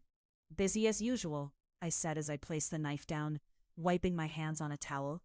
"You won't believe how many plates I've prepped for tonight." "Feeding a king, huh?" she replied, laughter evident in her tone. But I could tell and hear the questions brewing. "Is it everything you imagined?" Her use of king nearly made me choke on my own words, the irony sudden and glaring as it hung there, sifting through my doubts. I wasn't feeding just any king. I was feeding a man who often felt like an unpredictable avalanche, magnificent yet threatening. More than that, actually. It's dreamy here. I hesitated, opting not to disclose that the dreamy haze was tinted with the potential for heartbreak. "Dreamy? Or dangerously intoxicating?" Sophie pressed, the playful nature of her warmth now crisp with concern. I leaned against the counter, watching Corbin adjust his cufflinks, his posture taut yet poised, ready to conquer whatever challenge awaited beyond these doors. "What do you mean?" "You know what I mean, Amara. Are you really sure about this guy? Are you in control?" There it was, the dark cloud of doubt that was my own insecurity, manifested through the protective lens of my best friend. I caught Corbin glancing my way, and for a fleeting instant, our eyes locked. He must have sensed the shift in my demeanor, the tension that danced between the chopping board and my heart. "Sophie, come on, he's not. I'm serious. You've worked so hard for this. I don't want to see you get hurt." She paused, and I could picture her pacing in her tiny New York apartment, her freshly dyed hair spilling around her shoulders. "What's he really offering you?" The question simmered in the air, thick and heavy. I smiled, attempting to brush her concerns aside, but I couldn't help but feel as though her words cut deeper than either of us expected. "Good food and beautiful sunsets, I guess." "Don't play coy, Amara. You're honestly just feeding him meals? Is that it?" "Not exactly. It's complicated." The response seemed to echo against the countertop, stark against the beat of the kitchen. I was teetering on the edge, grappling with every emotional flavor that Corbin Langston brought into my life. Fire, sweetness, tangy uncertainty. Complicated? What does that even mean? You deserve more than just complicated. Before I could articulate a response, a clatter interrupted our exchange. Corbin had set his laptop down, the sudden shift in his focus directing my attention back to him. "Amara," he called, "I ordered some wines for tonight's event. Can you check the cellar?"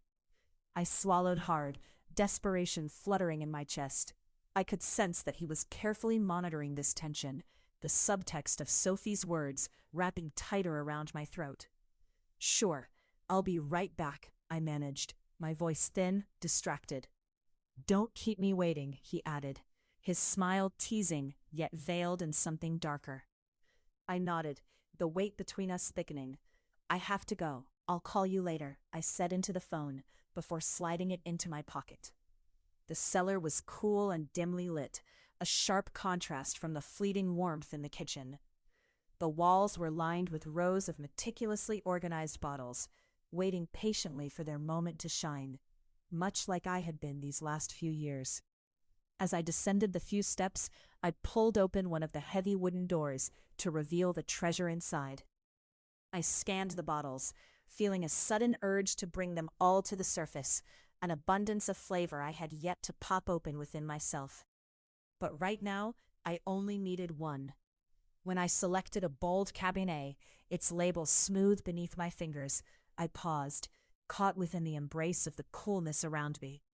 The silence was thick with an echo of realization, a moment where I was, without question, seeking refuge from the fiery chaos of my feelings for Corbin and his hidden agenda. Penrose Family Vineyard's finest, a husky tone, broke through my reverie. I turned to find Corbin leaning casually against the doorframe, a playful smirk playing on his lips, the embodiment of charm and control. A wise choice. Glad you approve, I replied, my heartbeat quickening as I approached. What are you doing down here? Thought I'd help you celebrate with something special. It's just us tonight, after all. His gaze bore into mine, layering his intentions with a seductive weight I both craved and feared. I stepped closer as he leaned in, the scent of his cologne enveloping me and igniting something deep within. And what exactly do you propose we celebrate? I teased, attempting to navigate the emotional labyrinth of our connection while desperately trying to maintain my footing. Tension, perhaps? Corbin mused, his voice a raw whisper as he brushed his hand along the nape of my neck. I can feel it between us, Amara. It's unbearable, don't you think? My breath hitched, the heat pooling in my belly, igniting memories of his whispered promises and lingering touches. The conflict of Sophie's warning and the intoxication of Corbin's presence swirled into a cyclone of desire. You are inciting a revolution in the kitchen, Corbin. Are you ready to face the heat? What are you willing to lose for that heat? He leaned closer, close enough that I could feel the warm press of his body against mine, a turbulent amalgamation of power and vulnerability that left my heart racing.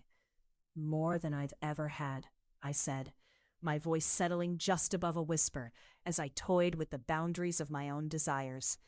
With swift, decisive motion, Corbin pulled me close, our breaths mingling in a seamless rhythm. The world beyond the cellar vanished inside the cocoon of our heated exchange, a crackling connection that begged to be explored. He bent lower, brushing his lips against mine in a tantalizing tease. Is that so? He whispered, and I felt the tantalizing wave of his breath against my skin. Then let's explore. Just as his mouth descended on mine, like the cherry on a perfectly crafted dish, the cellar door swung open with a sudden urgency, and there stood Sophie, wide-eyed and framed against the threshold. Oh my gosh, she began, but the words tangled in the thick tension, transforming into an awkward silence that stretched like an interminable pause between us. I broke away from Corbin, my heart hammering as embarrassment rushed over my cheeks. Sophie, I spat, my voice a mix of surprise and disbelief. What are you doing here? Her mouth gaped open, then promptly closed as she feigned composure, inching further into the room as if suspecting a scandalous tableau. I just came to check on you. Your phone. Corbin's laugh rippled through the air, breaking the weight of the moment. Amara was just about to tell me about her plans for dessert. Care to join, Sophie? His eyes twinkled with mischief, but I couldn't shake the lingering uncertainty threading between us. Sophie's demeanor shifted as she took in the scene, the lingering tension, the remnants of our almost kiss, and the palpable air thick with confession. Sure, I'd love to hear about it. Sounds delicious. The words were strained, and I could see her determination solidifying. Let's head back to the kitchen then, I suggested, trying to plug the gaping hole that had just formed in our bubble. I believe the guests are going to be hungry soon. As we ascended the steps, I felt Sophie's eyes shift between Corbin and me, an unsaid accusation cloaked in perplexity. A battle was brewing within our little circle, one that threatened to tear the fabric of our friendship and tested the boundaries of trust I had always held close. Amid the playful atmosphere above and the impending guests taking their seats to sample my culinary delights, the reality of what was unfolding gnawed at my insides. Could loyalty be sacrificed at the altar of new desire? Corbin's fingers brushed against my wrist as we moved through the kitchen, a gentle reminder of the smoldering confusion that lurked beneath the surface. I felt his presence beside me, but the discomfort left by Sophie's interruption hovered precariously in the air, a reality check we weren't ready for. With each passing moment, the decision loomed larger. Choose the warmth of ambition or the risk of intimacy. As the last plate of hors d'oeuvres made its way into the dining area, I turned to Sophie. The wariness on her face confirmed that trust was indeed a fragile thing. Sophie, I promise you it's fine. But the words rang hollow, an empty promise against the backdrop of my tangled desires. And as I caught Corbin's eye across the crowded room, I had to wonder if I was still the one who held the reins of this tempest, or if it was too late to recover the balance. Would I be able to uphold both friendship and love as the evening progressed, or would I lose both to the heart's mischief?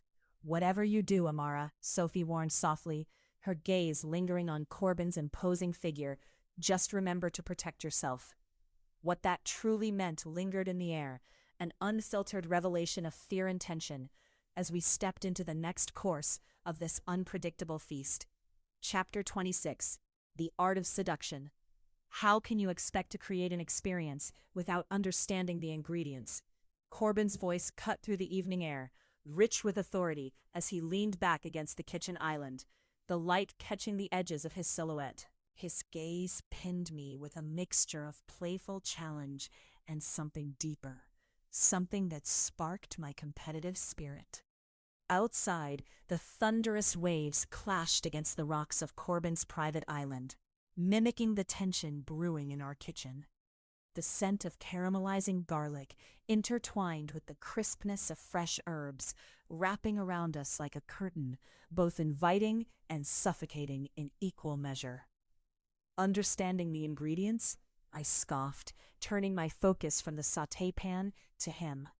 You mean like a little garlic never hurt anyone? I'm a culinary genius, remember. I tossed a handful of saffron into the pot, letting it swirl into the golden broth that frothed with anticipation. True, but that's not quite the point. He stepped forward, hip nudging the counter, his eyes twinkling with mischief. It's about knowing how to elevate those ingredients, tease out their potential.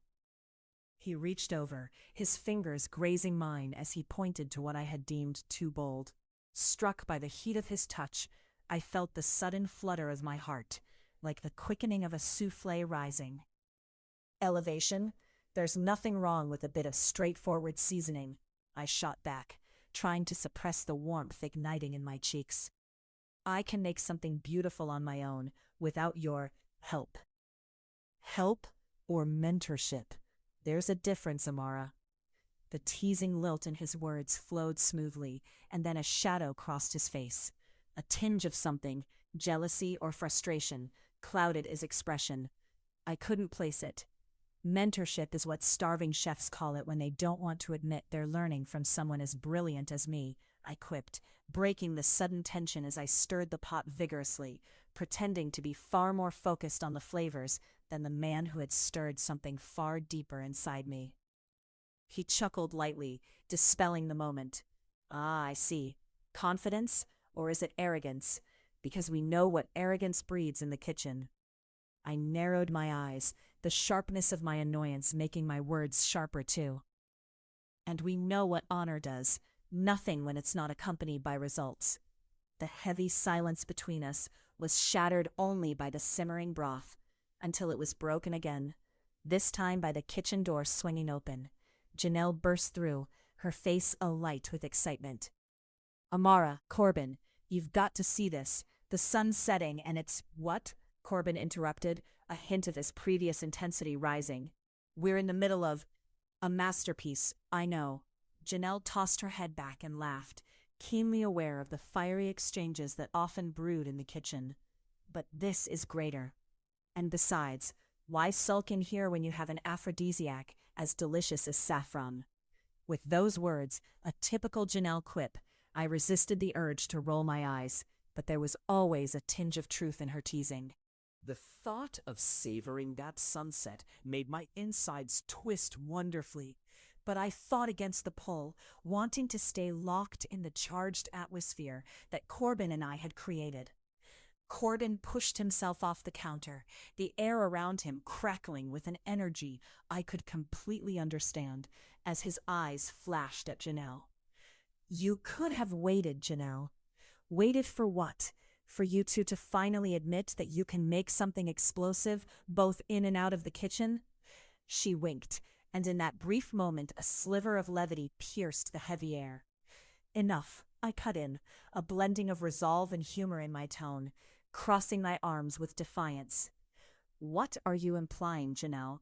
Are you saying I can't keep a kitchen without Corbin breathing down my neck? Not quite, Janelle teased, but you know, everyone knows there's a fine line between dish and romance. Well, I suppose every dish needs its garnish, Corbin replied smoothly, his intensity now fueled by amusement. What am I, some sort of delicate fowl, just waiting to be plucked? I huffed, even as laughter bubbled up inside me, blending into the simmer of my broth. No, you're more like an entree, full of flavor but desperately needing the right accompaniment, he retorted, his eyes darkening just slightly, as if he were enraptured by the challenge I embodied. Amara and Corbin, constantly dancing around the edge of friction and desire, and yet here we were. Tension palpable, smoldering dangerously close to combustion. Janelle chimed in. Oh, now you're just making me hungry.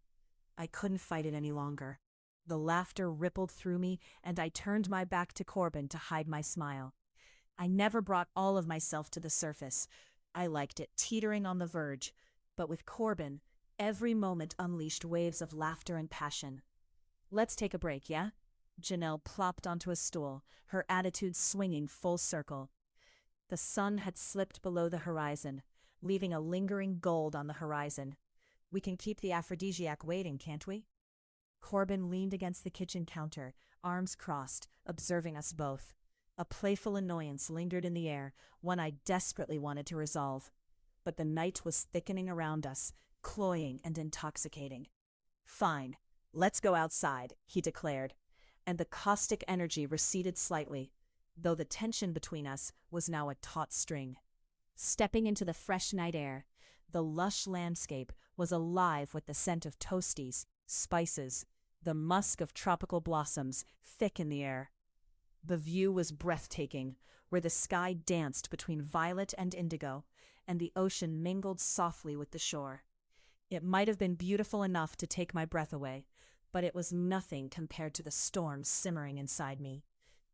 Janelle pulled out a blanket, spreading it under the expansive sky. How's this for the perfect date, huh? No distractions, just the three of us and… Oh wait, she turned to Corbin, feigning shock. No romantic candlelight? Corbin laughed, a deep resonance that slid over the air between us, warming the chill of the night. It'd be a shame to overpower the natural light tonight.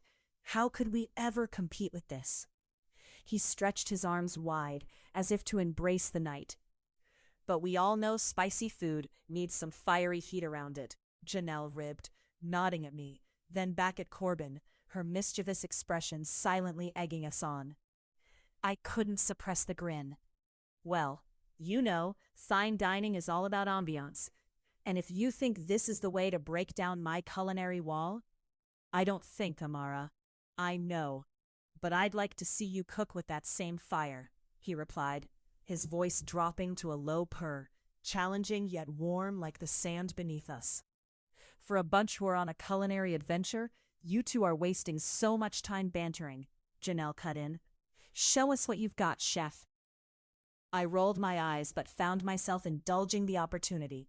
Fine, if fire is what you want, then fire you'll get, I declared, my heart racing with the prospect of the challenge. As I swept the tension away, my voice took on a teasing quality. I'm sure you'd like to see how many flavors I can pack in one dish. Corbin stepped closer, his presence enveloping me, creating a ring of comfort and chaos simultaneously. But what if you find those flavors are more than you anticipated? His brow arched as he leaned closer. Surprise me, I shot back, my voice an octave higher than I'd intended, yet there was a delicious, potent intimacy in the sound that hung between us. Just then, out of nowhere, heat raced across my palm as Corbin gripped it, thumb brushing gently over my knuckles. I held my breath, the world around us fading into a sharp blur as we locked eyes. "You're about to discover that cooking isn't just about the ingredients. It's an art of seduction," he murmured, inching even closer, teasing the edges of the unspoken line that lay between us. And though I felt the urge to step back, to dodge the reality of his overwhelming presence, I didn't. My heartbeat quickened to a new cadence, and the air crackled with possibilities beneath the night sky. "You mean like a seduction of the palate?" I asked, a challenging lilt to my words. His smile widened, and with that, the tension erupted like bubbles in boiling water. "Oh, much more than that, Amara. Much, much more." As that simmering anticipation hung heavily over us, I felt the weight of everything come to a head in the most glorious of ways. Time stretched, and in that moment, I couldn't tell where the kitchen ended and the night began. All I knew was that we were both about to dive deeper into the flavors, the textures, the uncharted territory of our hearts than we had ever anticipated, and the art of seduction was just beginning. It would be glorious, a dance between complicity and longing, an unruly harmony that threatened to combust, and beneath it all, a promise neither of us could resist, to explore both our passions and our vulnerabilities, especially when forbidden lines beckoned like flames waiting to be fanned. And yet, in the shadows of the delicate evening, I couldn't shake the feeling that Corbin held cards that remained hidden, secrets worth unearthing, and I was both terrified and exhilarated to discover them. Chapter 27. Stolen Moments. As I looked out over the turquoise horizon from the cliffside, where the sun's rays slid effortlessly through the swaying palms, I couldn't shake the weight of the morning's argument with Corbin. His deep-set eyes, usually filled with playful intensity, had turned steely, leaving me grappling with guilt for my own hesitations. I traced a finger along the wooden railing, smooth, aged, and imbued with the scent of salt and sun. The island felt as if it could shatter at any moment under the strain of our unspoken words. "Amara, are you coming, or just daydreaming?" Corbin's voice broke through my contemplation, laced with a teasing undertone that still managed to send a shiver down my spine. I turned to see him striding toward me, the late afternoon sun catching in his hair, casting golden halos around his dark silhouette. It was obnoxiously charming, the effortless way he wore his confidence, yet I could tell today was different. There was a tightness in his jaw that told me he was still angry, and I, frankly, was tired of walking on eggshells in my own heart. "Just enjoying the view," I replied, trying to keep my tone light, even though the heat of the day had seeped into my core. Corbin approached, narrowing the distance between us so that I could feel the electricity in the air. "Well, the view from the cliff is much better when shared with someone, don't you think?" "Or it can lead to an abrupt fall," I challenged lightly, but my heart raced at our proximity. Laughter bubbled just below the surface, as dangerous as it was comforting. He raised an eyebrow, a sly grin unfurling across his face. "Only if you don't know how to hang on tight. Come on, let's do something fun. I promise I won't let you fall." "What did you have in mind?" The faintest spark of curiosity flickered within me. "Kayaking. I have a ridiculous boat out back. It might even make you forget we almost fought like cats and dogs an hour ago." The warmth of his suggestion was infectious, just enough to pull me from the emotional storm brewing on the ocean's surface of my mind. "All right, Captain. Lead the way." Ah! Moments later, I was perched in the makeshift kayak, donning a life jacket that felt bulky over my tank top. As Corbin pushed us off into the gentle waves, I marveled at how quickly the tension had been replaced by adventure. The surrounding flora and fauna turned into a vivid backdrop. Emerald palms fluttered against a cerulean sky as seabirds danced across the breeze. "I didn't know you were such an outdoor enthusiast," I teased, gripping the paddle tightly. "Does the luxurious billionaire have another hidden talent?" He laughed, a rich sound that danced over the lapping waves. You'd be surprised what I can do with my hands, Amara. The double entendre hung in the air, swirling around us like the salty mist. I couldn't help but smile. Careful, or I might take that the wrong way and actually expect you to cook. The playful banter eased the residue of our earlier argument, and we fell into a rhythm, together, gliding through the water with graceful strokes. I developed a newfound appreciation for the way Corbin guided the kayak, his body strikingly poised, yet relaxed, as he steered us around little inlets and rocky outcrops. Look, there! He pointed out towards a patch of shimmering water on our left, where the sun dappled the surface like glitter. It's an inlet cave. We should check it out. Are you sure it's safe? I felt a stirring of anxiety as we approached the dark, inviting mouth of the cave. But I followed him in, curiosity outpacing caution. Inside, the air turned cooler, and the scent of damp rock filled our lungs. Shadows danced ominously, but they were also beguiling, hiding mysteries I wanted to uncover. Corbin slipped off his life jacket and nodded for me to do the same. "This is the part where we find hidden treasures," he said, his voice echoing slightly in the dark space. "Or at least, we could come out looking like real adventurers." "I'm game for that," I admitted, feeling the thrill of spontaneity rush through me. He stepped closer, our breaths mingling in the dampness. "But you'll need to protect your heart, Amara. The last treasure I found gave me more than I bargained for." From that moment, the air shifted, thickening with unexpressed desires. The thrust of our previous argument was behind us, layered now in moments of frustrating intimacy. "Corbin," I whispered, yet his eyes held a flicker of hesitation. "What are we doing?" "Adventure, remember?" he countered, the humor in his voice thinning as seriousness etched itself upon his face. "Or do you want to fight again?" "No, but—" Before I could finish, he captured my hand, his touch both tender and commanding. "Amara, look at me." His gaze was steady, piercing through any walls I had erected, leaving me raw and exposed. "What if I told you I'm not just after your culinary skills, I'm after knowing everything about you?" "I'm not sure how much that means." My words were breathy, a tremor lining my voice, driven by something larger than the moment, the clashing whirlpool of desire and fear. "What if the deeper we go, the scarier it gets?" He stepped a fraction closer. "What if I tell you that my interest goes beyond food, and it has for a while? Do you feel it too?" "I feel it," I said, each vowel trembling in assertion.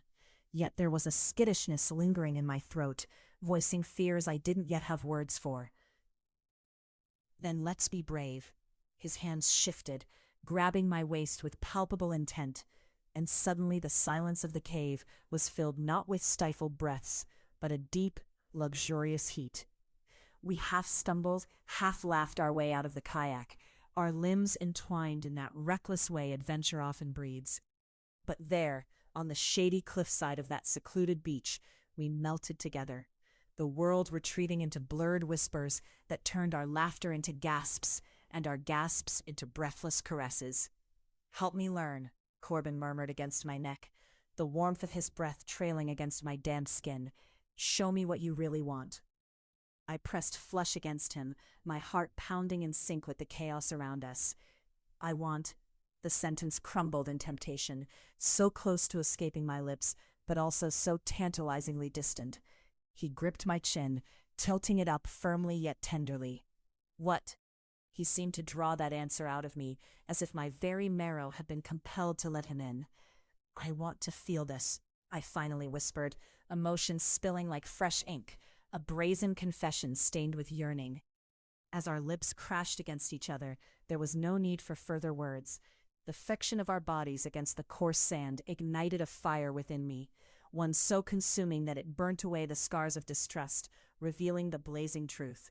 His hands found the small of my back, guiding me to ride the waves of his passion until we were completely unmoored. "Amara," he breathed against my lips, and I lost the world in the intensity of the moment, a mix of sandy warmth and the heady scent of the sea. We kissed with reckless abandon, lost in the collision of our bodies, surrendering to each shared breath, the longing of unfulfilled moments spilling out between us. I stripped away the worry of yesterday's argument and let the heat of the moment guide me into oblivion. Every touch, every tangled hair and whispered breath pulled us deeper into a connection that shook the solidity of my core. Underneath the twinkling stars, I laid bare my layers, exposing fears wrapped too tightly in secrecy. Finally, everything I had harbored fell away like the shell of a fragile crab, leaving only raw, unrefined vulnerability. The night cocooned us. Later, as we lay intertwined and entranced only with each other, I murmured into his chest, "You really think we're brave enough?" Corbin's fingers threaded through my hair, a hint of contented laughter bubbling up. "If we can survive this," he said, "I suspect we can handle anything." As dawn broke, illuminating our intertwined silhouettes, I closed my eyes, finally believing he might be right. In the glimmering light of that new day, I held on to the promise of stolen moments, knowing that the truth, no matter how complicated, could always be faced together. Chapter 28. A Fateful Decision. The sun hung low over Crimson Isle, washing the rugged cliffs in gold, as if the island itself were wrapped in a honeyed blanket. I stood in the kitchen, a sanctuary drenched in the warm aromas of saffron and roasted garlic, my heart a chaotic blend of anticipation and anxiety. The whir of the blender was a comforting white noise, but beneath its hum, I wrestled with a decision that loomed like the gathering storm clouds, threatening that serene horizon. "Hey, Amara." Kira's voice burst through the door, bright and infectious as always. My closest confidant and sous chef, she swept into the kitchen, her laughter mingling with the fragrant air. "You haven't hidden any sharp knives from me, have you? Because I'm not quite prepared to deal with a Corbin-sized meltdown today." I chuckled, despite the tightness in my chest. The tension had enveloped the island after I received the unexpected call. A culinary school in Paris wanted me to teach a masterclass. The opportunity shimmered like a mirage, beckoning me to step away from this haven I had built with Corbin, my culinary muse, and by uncharted degrees, my lover. Kira sidled up beside me, her keen gaze replaying the subtle shadows that flickered across my face. "You've got that look. You're thinking about him again, aren't you?" "Probably more than I should be." I turned the blender off, the sudden silence heavy with possibility. "I got an offer from the school in Paris." "Oh, honey, that's incredible news." She lifted her chin, ready to celebrate. "You have to take it. Imagine the exposure, the connections. It's a straight shot to the next level of your career." Her eyes sparkled, but I detected a tinge of concern lurking beneath her enthusiasm. "I know, but..." The words caught in my throat. A part of me ached at the thought of leaving Corbin behind, not just physically, but the emotional weight it would carry. What if he doesn't handle it well? He needs me here. Does he? Or does he need you to feed his obsession with control? Kira's voice softened, the warmth of her friendship glowing in the kitchen's inviting light. "You deserve a chance to be something greater. Life shouldn't be about fitting into someone else's mold." Before I could respond, the kitchen door swung open. Corbin entered, his presence commanding yet enveloped by a layer of casual ease. His tailored shirt clung to his form, the rich fabric a stark contrast to the pearls of sweat glistening on his temples, remnants of his pre-dinner workout. He fixed his enigmatic gaze on me, sparking an electric current between us that I couldn't ignore. "Amara," he started, scanning the mess of ingredients sprawled out across the counter. "What delights are you inventing today?" The inquiry sounded polite, yet I could sense the undertone of intensity that accompanied it. "Oh, nothing too special, just experimenting," I replied, trying to keep my voice light. But even I could hear the tremor in my own tone. "Don't let her fool you," Kira interjected, leaning against the counter with a conspiratorial grin. "She's keeping a Michelin-worthy dish locked away until the grand reveal. A true artist." Corbin's features softened briefly, a flash of genuine smile crossing his lips, before vanishing into something more serious. Amara, you should share it with the others tonight. Let them savor what you've created. Sure, I replied, forcing a cheerfulness I didn't feel. But, hey, do you still have my favorite spices? Kira chimed in, her curiosity diverting Corbin's focus. It was a seamless pivot, but I felt the intensity shift. Kira had an uncanny ability to know when the air thickened with unspoken words, and deftly redirect our conversations before they could ignite. Spices? Always, Corbin replied, chuckling, as Kira rifled through the pantry.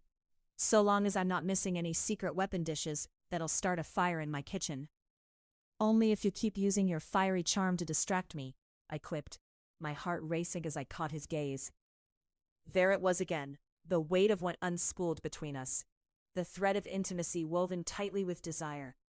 Kira hummed as she rummaged through jars, clearly sensing the tension. I could summon some of my famous cocktails to elevate the evening. But you'd need to face whatever mini-crisis you've got brewing here first, Corbin. What's your deal? Corbin's expression shifted subtly. The shadows darkened beneath his eyes, and I could see his protective instincts flaring. What do you mean? Kira paused, leaning against the counter as if for support, her arms crossed over her impeccable chef coat. You don't stand a chance convincing Amara of anything when your intention is to keep her here, while she deserves to venture out. Don't you think she deserves that? I found my breath hitching in the space of a heartbeat, mesmerized and terrified by the confrontation that unfurled. Corbin's brow creased, and I could see a battle raging through his fair composure. Of course she deserves it. But does it make sense to leave everything behind? Corbin's voice suddenly turned sharp, emphasizing each word. You're creating something here. A life. A presence. You fit. How could you walk away from that? I stepped forward, pulling the energy of the room tighter around me. What if I want both? What if I want to grow, Corbin? You can't truly believe this is everything for me. The air crackled. Kira shot us both a glance before she retreated to avoid becoming collateral damage in this emotional standoff. You two really should try to— Hey! I exclaimed, my voice waving a white flag before it turned crimson with heat. I am not passing this by. I am taking my dreams with me. This is about my future. Future? Corbin repeated like a mantra, his voice laced with incredulity. What about our present? What about the promise you made to yourself to explore, to discover, and to embrace what this place has offered? Unwilling to be unpinned by his scrutiny, I crossed my arms, trying to regain my footing. You keep acting as if you own this journey. I'm not here to fulfill your vision, Corbin. Of course not, but you are allowing the fear of stepping forward to cloud the gift of this experience. His words ignited something inside me, and passion flared with each heartbeat. And you're making it sound as if leaving here means abandoning this to chase shadows. I refuse to give up who I am. You're mistaken. Corbin's voice was a thunderclap, his stance rigid as he took a step forward, shattering the directness of personal space. You are more than your aspirations, Amara. You're a person with choices, accessing the very things that brought us together. Together? Together means sharing, includes trusting. The space between us shifted, too charged to possess softness. My heart raced beneath the strain of the argument. And I can't trust your choices if they're based on fear, Corbin countered, his intense gaze boring into me. Before I could respond, my heart clamoring loud enough to drown out my thoughts, Kira cleared her throat, a reminder that we weren't the only ones in the room. How about we address this over dinner while we feast on Amara's incredible talent? I bet your arguments will taste 10 times better when matched with a nice coat roti. The soft chime of her laughter cut through the tension, shifting our attention. I could feel my anger simmer as the atmosphere lightened, but Corbin's intensity didn't wane. Fine, I muttered, unable to keep myself from repeating the weight of my anger under the shell of laughter. Dinner it is, but don't think this resolves anything. Does it ever? Corbin replied with a knowing smirk, leaning closer as he lowered his voice. You and I could keep this tension in check, but you'd need to give in a little. What if I want more? I whispered, daring to tread into the vulnerability beneath the bravado. Then you'll have to face the truth, Amara. The moment felt impossibly charged as his breath brushed against my cheek at a tantalizing distance. People who intend to be great must find ways to climb and take that leap of faith. It's like cooking, risk, flavors, willingness to get messy. I didn't know this intimate dance had a set of rules, I replied, feigning consternation, rising bravado masking a flicker of uncertainty. Well, I've got rules in my kitchen, Corbin replied softly, the warmth of his words wrapping around me as he pulled back, yet a subtle yearning lingered. Kira clapped her hands together, drawing laughter from both of us. Okay, lovebirds, dinner isn't going to cook itself, and Apollonia isn't here to pick up any slack from you two. Yet as Kira eked out witty banter and Corbin's tension flickered into easy flirtation, the whirlwind of my own heart made it evident that this decision loomed larger than the kitchen itself. Dinner was a flurry of flavors, light-hearted conversations, and the hum of excitement in the air. And amidst it all, I could feel the weight of my choices pulling me in two directions. As dessert, a molten chocolate creation I had dreamed up was served. Corbin leaned over, his voice a conspiratorial whisper. Let's talk later. About my career? I asked, trying to sound playful, but the seriousness curdled our laughter into an undercurrent. About everything, he replied, unyielding. As our eyes locked, the tension surged like an undercurrent, sweeping me along. I savored the bittersweet taste of the chocolate on my tongue, but longed for the sweetness that could only come from genuine intimacy. The evening wore on, but when the time came to retire, I couldn't shake the feeling that the real storm awaited just beyond the horizon, merging passion with peril. As I stood below the stars that night, awash with their brilliance, Corbin's silhouette loomed before me, a tempest threatening to pull us apart or bring us closer than we had ever dared to surrender. What if I choose to stay? I whispered, breaking the silence that hung like a veil between us, knowing full well that my decision would change everything. Chapter 29. Anchor and Driftwood. The sun had dipped below the horizon, casting a golden hue across the sprawling expanse of turquoise water. Its reflections danced like liquid gold across the waves, a mesmerizing art installation framed by the lush greenery of Balance Cay. I stood on the edge of our private terrace, the balmy breeze teasing strands of my hair, carrying the intoxicating scent of jasmine that lingered in the evening air. Each gentle gust felt like an embrace, a reminder of the warmth that enveloped my life here, or at least the life I was trying to create with Corbin. Amara, you okay? Corbin's voice broke through the serene moment, rich and warm like cocoa simmering on a chilly night. I turned to find him leaning against the threshold of our kitchen, his dark eyes assessing me with a mixture of concern and something else, a depth that drew me in, like the ocean pulling at the shore. Just admiring the view, I fought the instinct to retreat into my thoughts, to shut him out, but he wouldn't allow that. Not tonight. Not just the view, are you? He walked towards me, the soft rhythm of his footsteps mingling with the sounds of the island, crickets chirping, the distant splash of waves, and the occasional hoot of a night owl drawing closer. He closed the distance, his presence potent, commanding. You're quieter than usual. Maybe I'm just reflecting on my next culinary masterpiece. I tried to keep it light, flashing him a grin, but my attempt fell flat. When it came to Corbin Langston, no facade held for long. He saw through me, layers peeled back with each encounter. He stepped even closer, the air around us thick with unspoken tension. Amara, he replied, dipping his voice low, rich with allure. You're the chef. I'm the tasting, and right now, you're overcooking the dish. I laughed, a quick melodic burst that felt both liberated and nervous. Sounds dramatic. Dramatic is my middle name.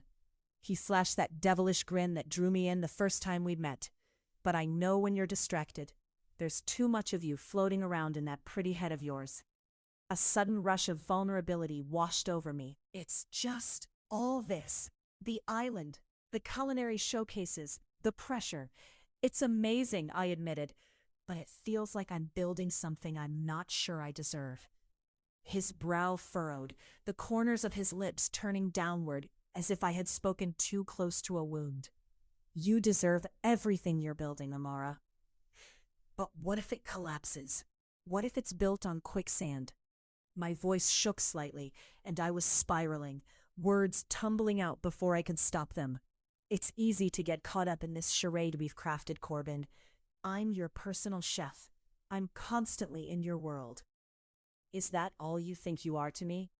His intensity sparked like flame against flammable air, igniting something potent between us. Amara, you are so much more. You're the anchor in my chaos. His gaze held mine, raw vulnerability surfacing in the quietest of moments. This was no mere compliment, but an imperceptible threading of our fates. Warmth surged in my chest, pulling me closer despite the uncertainty that loomed over us. Corbin, I started, but my voice faltered as a genuine smile crept onto his lips, breaking the weight of the moment. Enough with the drama. Not everything has to be about existential dread. Want to help me design a menu for the gala tomorrow? Practice the art of distraction, you mean, I teased, before lowering my voice and adding, what's the theme? Exotic? Unpredictable? Let's call it the Mysterious Island, he chuckled. An ode to the spirit of mystery. But don't forget the danger of currents. They can sweep you right off your feet into the depths. I arched an eyebrow. You saying I should be careful? Only if you're planning to dive into something reckless. His expression shifted. What are you afraid of? Only that you might drag me into those depths and never let me swim back to shore. My heart raced, a flurry of emotions coursing through me. He reached out, tucking a loose strand behind my ear, his fingers lingering, heated, electric. Let me be your lifeline then, he murmured, inches from my face. Take the plunge. The gravity of his voice was impossible to resist, but I stood inside a fragile cocoon of choices, ones that could either bind or unleash me. What would it mean to let my guard down completely? I was a fortress built on culinary ambitions, razor-edged dreams, and fear of losing control in the unnamed fringes of intimacy.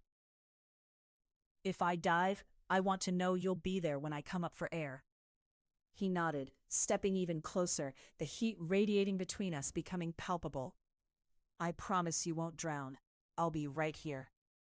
In one swift movement, he closed the space and cupped my face in his hands, shifting forward to capture my mouth in a searing kiss. It tasted like promise and desire, mingled with the salt from the sea breeze that brushed our skin. I melted into him, embers igniting in every hidden corner of my being.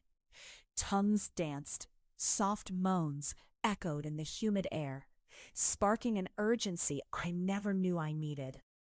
God, Amara, he breathed against my lips, his hands moving from my face to the curve of my waist, pulling me impossibly closer. Every inch of our bodies began to heat, igniting as we fell deeper into the kiss, lost to each other, lost to our surroundings.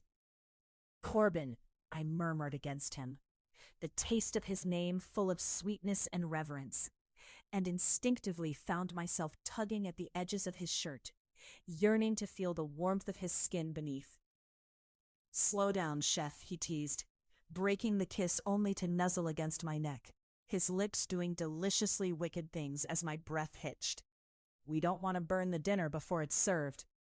I laughed, the sound vibrating through me, then pulled back to meet his tantalizing gaze. The twilight wrapping around us like velvet. Dinner can wait. Ah, but can we? His voice was gravelly, laced with a challenge. Before I could think it through, I grabbed his hand and led him to our bedroom. Determination surged within me. We won't know if we don't try. Corbin's eyes sparkled in amusement, delighting in my sudden boldness. And yet, as he stepped into that sacred space, something shifted. A flicker of challenge and excitement ignited the unseen boundaries between us. Are you sure about this?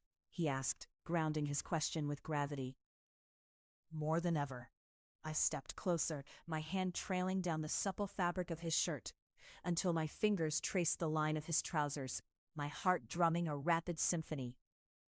"Let's make a meal even the stars would envy." "Darling," he whispered, his lips barely grazing my neck, sending a jolt of awareness through me. "The stars are watching right now." In a blur of passion and need, I lost myself in his caress, the world outside fading as we succumbed to the elegance of our desires. Later, as warmth wrapped around us like the cocoon we had formed, I couldn't help but whisper in the darkness, "We may not know where this leads, but somehow I feel safe." Corbin turned and nestled into my side, his heartbeat echoing against my ear. "Safe is the goal, Amara." "An anchor and driftwood," I murmured, half asleep, the intimacy weaving around us as I shut my eyes. "Holding on and letting go," he replied softly. As uncertainty danced at the edges of my mind, one thought anchored it all. Letting go might lead me towards the very things I craved most. And perhaps, just perhaps, it wouldn't be all unraveling, but stitching something new together. Chapter 30, Intimate Conversations. Do you think a person can change the course of their life by simply choosing a different path? Corbin's voice cut through the tension in the dusky air, the waves crashing violently against the rocky shore, echoing the storm brewing in my heart. His words hung between us, charged and heavy, every syllable weighted by the vulnerability of the evening. "I think it depends on how badly you want to change," I replied, stirring my glass of wine, the deep red liquid swirling like my thoughts, tangling together dreams and fears. Outside, the clouds rolled thickly, dark and ominous, teasing the horizon with hints of rain, a perfect backdrop to the tempest capturing our conversation. "Is that why you guard yourself so closely?" he asked, his expression softening, allowing a flicker of something raw and genuine to escape his usually guarded demeanor. "Because it's easier to keep people at bay than to face the risk of disappointment?" I lifted my gaze to meet his, hearing the weight of my past in his question. There was something about those penetrating eyes that persuaded me to unveil the parts of myself I often concealed, and yet a tug of that fear held me back. "You could say that," I replied cautiously, teasing apart the emotions that were ready to erupt. "It's complicated. I'm used to taking calculated risks in the kitchen, but people, they're unpredictable. Or maybe it's you who doesn't want to be predictable anymore." He shot back, a teasing smirk tugging at the corners of his mouth, which only intensified the deepening shadows around us. "I'd like to think my protective charm has something to do with it." My heart whispered its flutter of warmth at his confidence, at the way he had painted himself as my defender. There was always power in his words, a magnetic force that both frightened and excited me. "Protective charm? That sounds like an excuse for being possessive," I countered, playfully raising an eyebrow, even as I inwardly wrestled with my own turmoil. Corbin leaned forward, a glimmer of mischief in his eyes, as thunder rumbled in the distance. "You know, you might just be right. I'm possessive of what's mine, among other things." His gaze bore into mine, daring me to question his intent. Just then, a bright flash of lightning illuminated the room, and the power flickered before plunging us momentarily into darkness. I gasped, breathing sharply against the sudden chill in the air, not from the temperature, but from the tension that crackled in the absence of light. "Scared?" he teased, the dark now embracing him in a way that made him feel even more dangerously alluring. "Hardly," I shot back, though I felt a shiver race down my spine, never quite sure if it arose from fear or desire. "I just don't want to get struck by your, what did you call it? Protective charm?" I couldn't help but hide a smile beneath my feigned bravado. "Trust me, I'll spare you the shock," he said with a gentle laugh, as the lights flickered back to life, revealing his charming grin. The atmosphere shifted, becoming thicker still with the promise of unspoken intimacy. As we settled into the aftertaste of our teasing, I couldn't shake a sudden unease from my gut. "Tell me your childhood secret, Corbin," I blurted out, shocking myself with the sudden intensity of my inquiry. "My childhood secret?" He leaned back, narrowing his eyes, contemplating. What makes you think I have one? Because everyone does, I asserted, my heart racing in anticipation. Even the perfect billionaires, with their endlessly charming smiles and dazzling estates, it's always hiding behind the glitz. I didn't say I was perfect. He raised an eyebrow, but the challenge of my gaze roused a hint of sincerity beneath his playful facade. But fine. You want a secret? He smiled, curling his lips thoughtfully. I broke my neighbor's window with a baseball when I was 7.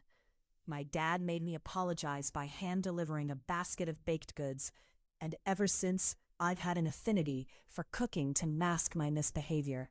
Does that count? I burst out laughing, the tension lifting momentarily as it morphed into a bond between us. I'm shocked you were terrified of what happened next. Did your neighbor chase you with a broom? Corbin let out a hearty laugh, shaking his head.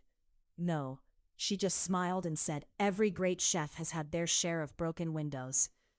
Nice to know I'm not the only one who crafts culinary masterpieces born from chaos, I remarked, enjoying the ease of this moment, the shadows momentarily fading away. But as I leaned forward, wanting to draw closer, the laughter folded back into uncertainty. But what about your real secrets? They're the ones that haunt you. You're not a man who's merely broken windows, Corbin. With a lingering silence, he took a deep breath, revealing a glimpse of that fiercely guarded vulnerability. They're not pretty, Amara. You're right. The past isn't a comfortable companion. The thunder grumbled ominously, a reminder of our shared emotional turbulence. Then let them out, I pressed, filled with a fierce urge to peel back his layers, to unveil the beautiful soul behind the magnetic man who had captured my heart. It's just us out here, on this island. He shifted then, crossing his arms as if to shield himself. You're not ready for that, Amara. I've been through things that would ruin you. Nothing could ruin me, I countered swiftly, my heart racing anew. You don't know what I've faced. It's not just your walls I want to break down. I want to share the burden of those bricks with you. His gaze softened, and just for a moment, the flicker of a storm passed behind his eyes, as though my words funneled into the depths of his hidden vulnerabilities. All right then, just know that I'm not proud of some of the choices I've made. I was too enthralled to remain guarded. Tell me. There was a time in my life when I was so blinded by ambition, I hurt people I loved, Amara, he began, his voice thick and earnest. Opportunities had their price, and I pushed away connections that mattered for the sake of success.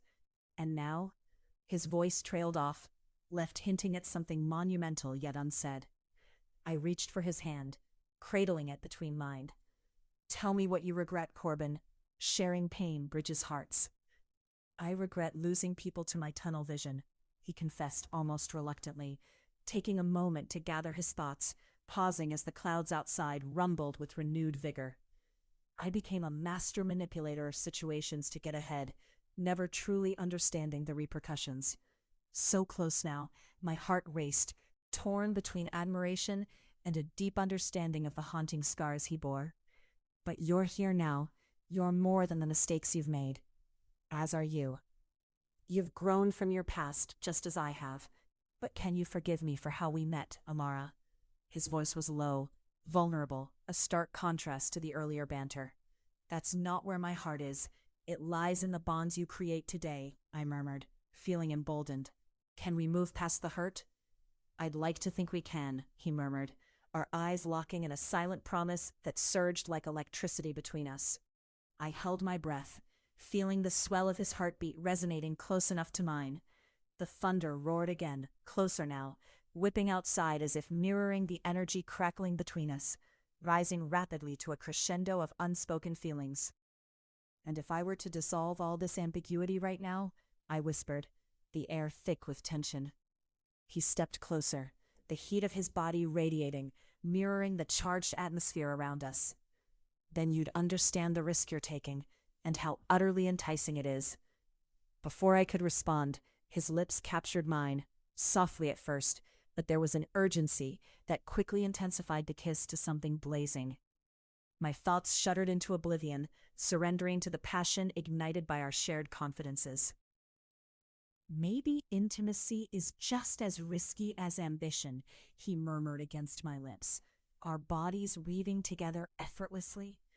Maybe we thrive on risks together, I replied breathlessly, my fingers threading through his hair as we crashed fully into the depths of our desire, trading breaths and promises.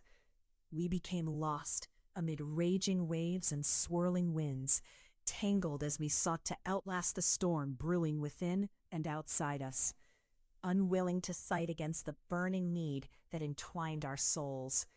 With the night deepening around us, thunder cracked, fueling the wild passions surging between us, pouring out the secrets we barely began to touch.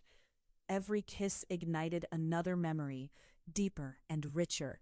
Every caress unfurled more of who we truly were. And amidst it all, I realized I no longer wanted to shield my heart. I longed to embrace this intimate dance of love and vulnerability that brought us together under the weight of storms and secrets. Tell me the secret behind your perfect soufflé, he teased breathlessly, breaking the tension once more as we tumbled back to laughter, each word igniting sparks in the dark. Oh, so you want to know about my disordered chaos in the kitchen? I retorted, grinning against his shoulder, feeling lighter, invigorated by the duality of our connection. Precisely, and if anyone knows about chaos, it's you, chef. Let's start a flame together.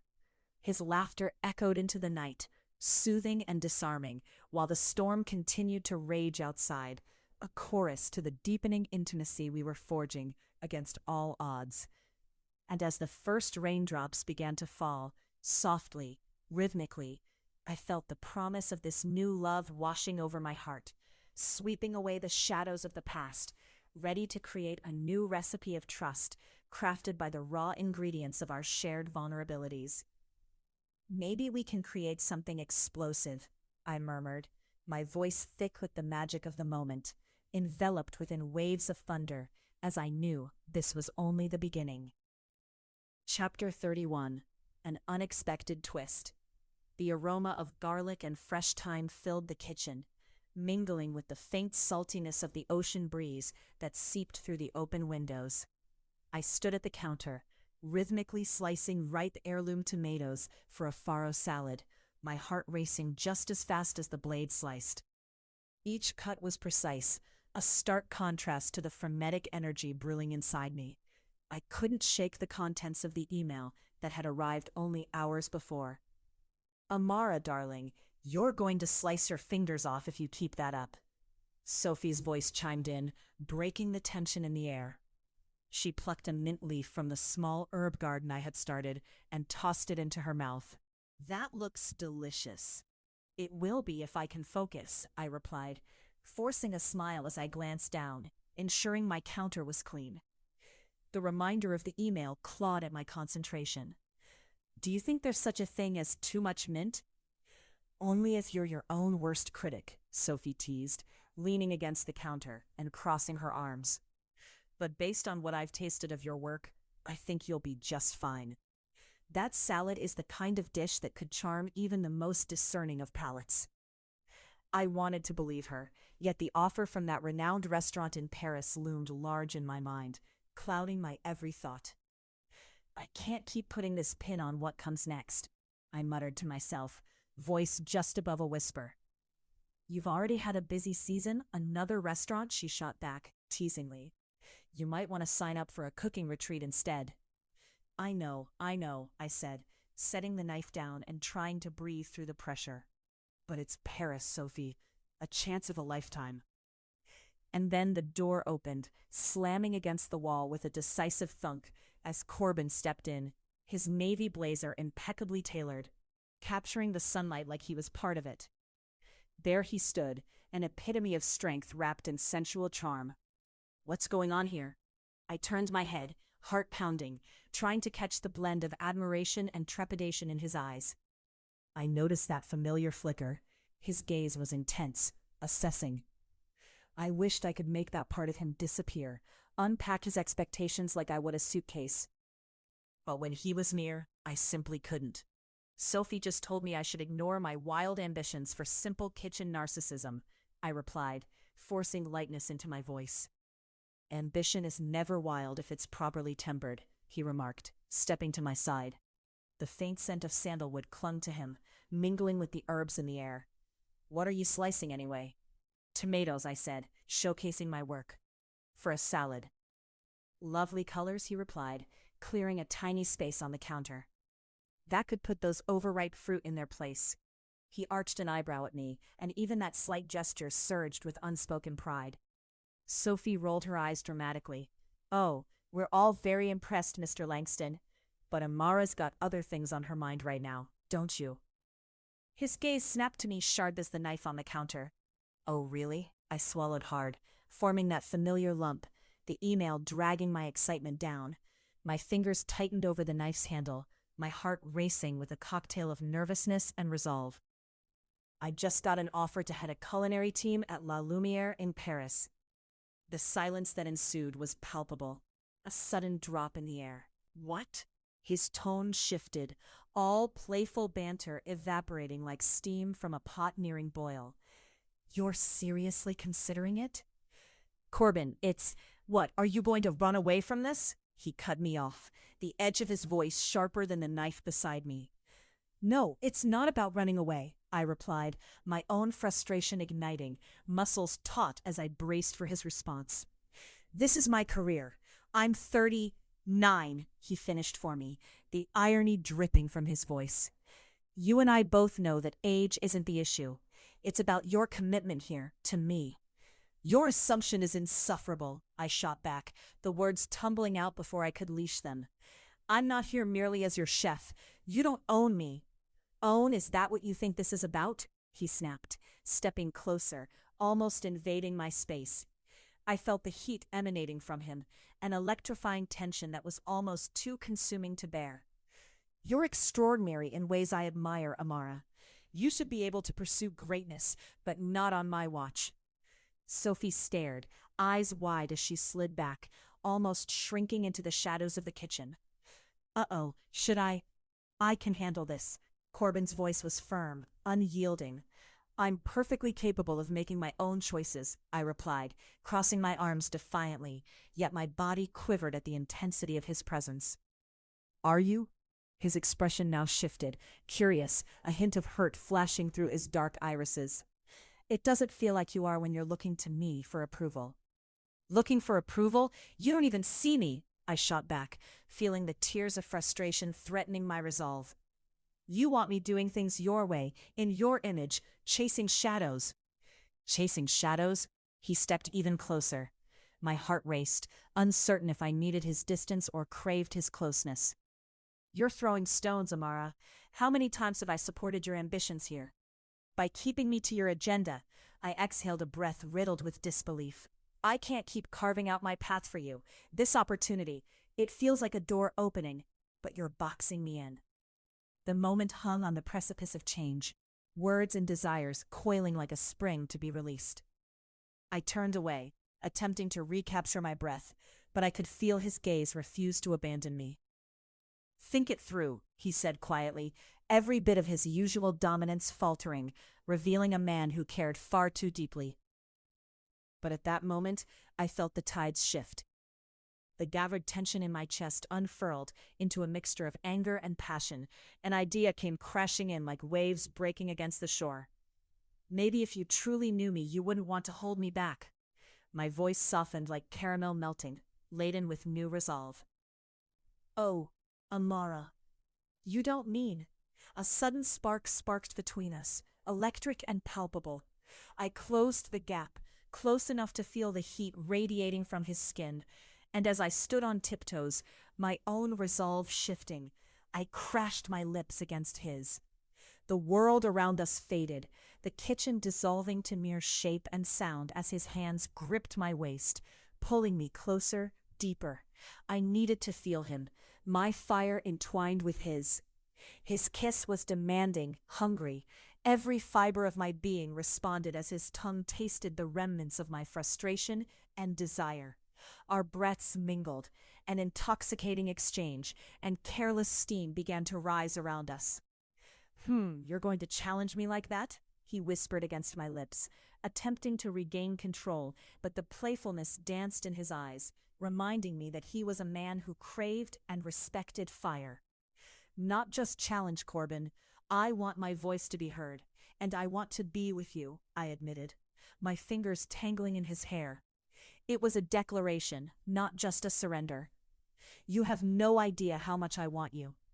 His eyes darkened with lust as he leaned forward, kissing me deeper, wild abandon stealing the reason from our inflamed desperation. I do, I whispered back, my heart racing as we breathlessly explored that intoxicating space, unlocking something profound and resolute. Sure enough, just as we spiraled deeper into passion, the door swung open with a shy knock, and the intrusive yet earnest voice of Sophie echoed disturbingly through the charged air. So, just wanted to remind you both that it's almost time for dinner, unless you two are planning to create a whole different menu back here, she faltered. Corbin pulled away with a grin, a hint of mischief. Maybe we should invite her to help us. Really? I shot back through a flurry of excitement and embarrassment, struggling to contain the rush of feelings still rushing through me. The chaos was blended with laughter, but suddenly everything felt alive again. I could breathe deeply, knowing the path was mine to forge. Not exactly in the way you think, Corbin teased, wrapping his arms around my waist and sturdy against the playful intrusion. Goodness, stop blushing already, Sophie interjected, waving her hands. Maybe save it for after dinner? All right, Corbin laughed, loosening his embrace reluctantly. The glances she and I exchanged were electrifying, holding potential for all to come. As we pulled away, I could feel my heart thundering with every lingering thought. Whether it was Paris or Corbin or my own damned ambition, the excitement, it felt like anything was possible.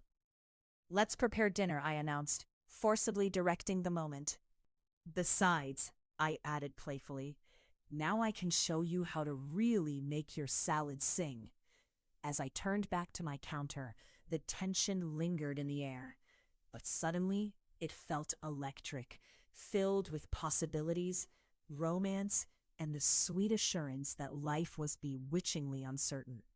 After all, the beauty of living was in those unexpected twists, and in this moment, I knew beyond shadows and fears this was just the beginning. Chapter 32, Trust on the Line. Do you really think that's how a person like me should be treated? Corbin's voice cut through the evening air, each word measured, the tension thick enough to slice through. I stood at the edge of the terrace, the warm breeze tussling my curls as dusk painted the horizon in hues of orange and violet.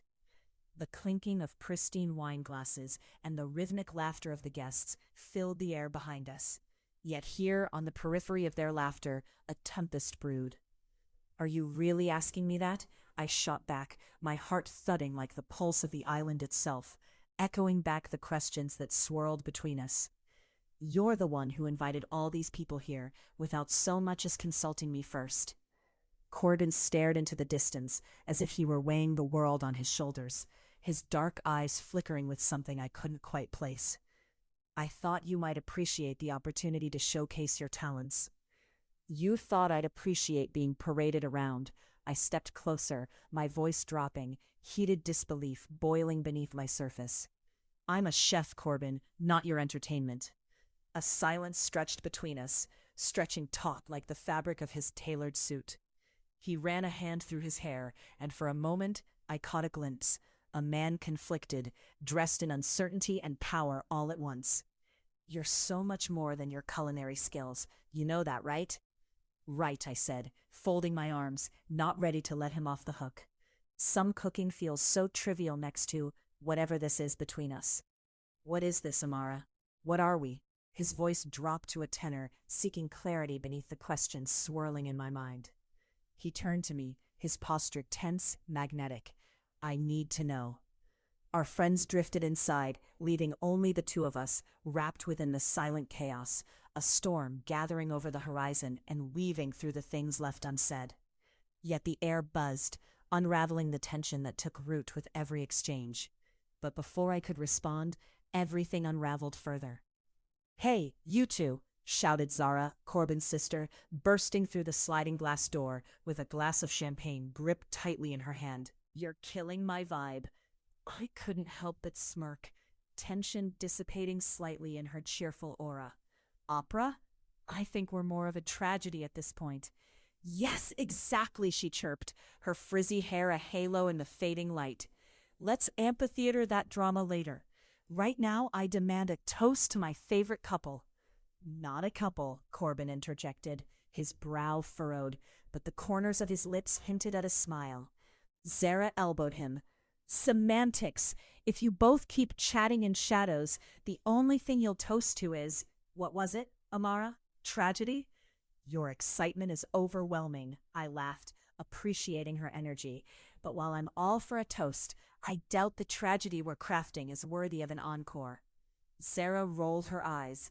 "You're both hopeless, and also terribly dull. Come on, don't make me create a drag queen moment over here." "Please, no," Corbin quipped, smirking now. "I can only handle so much glitter."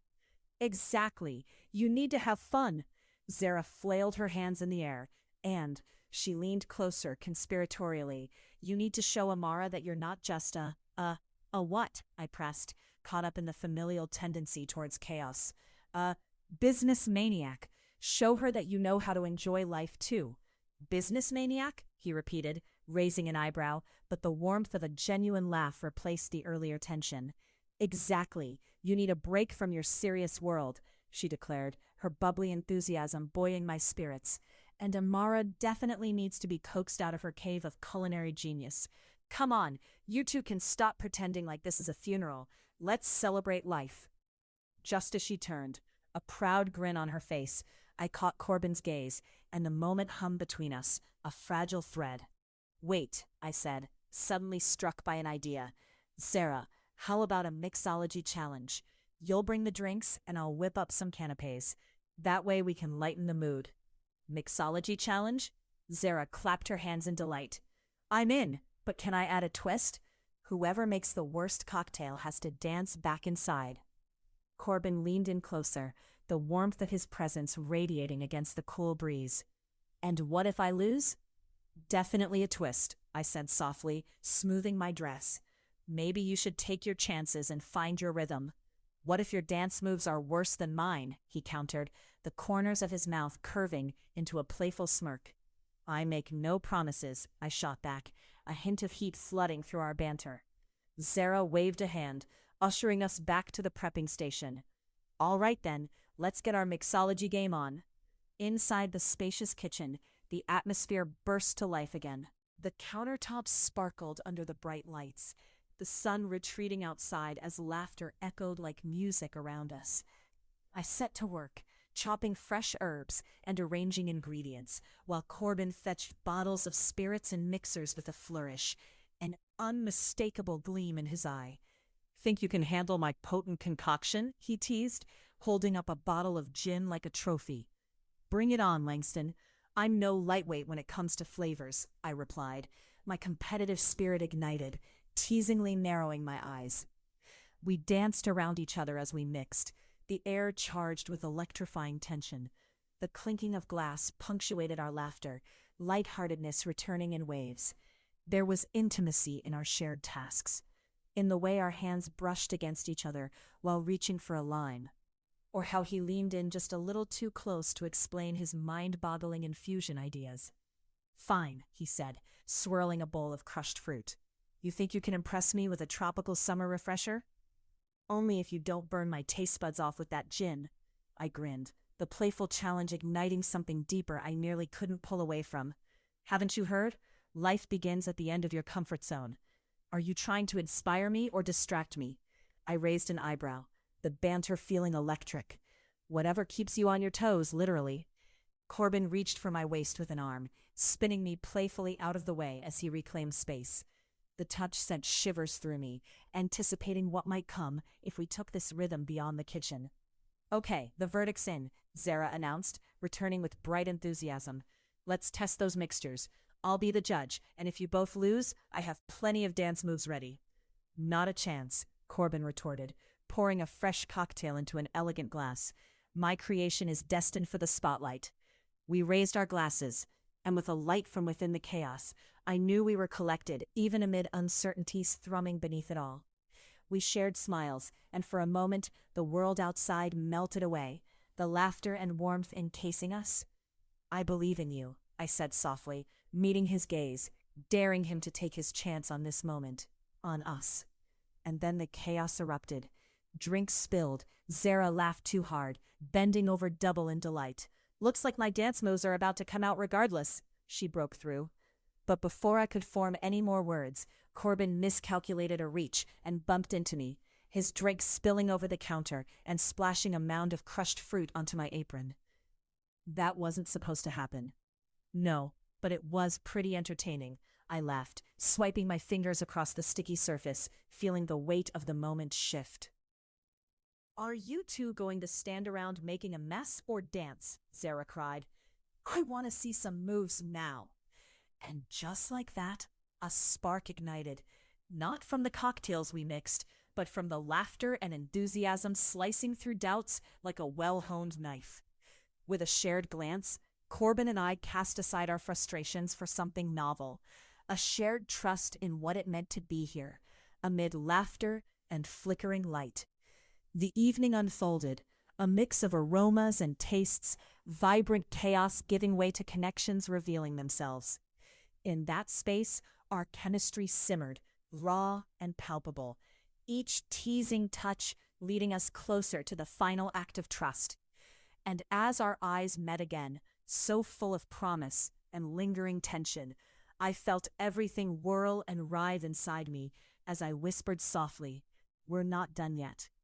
Just the beginning, Amara. Chapter 33. The Art of Compromise. Did you ever think that perhaps the secret ingredient is not the spice, but the chef?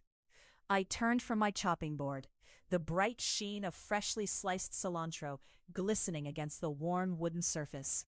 Corbin leaned back against the kitchen counter, arms crossed, a teasing smile dancing on his lips.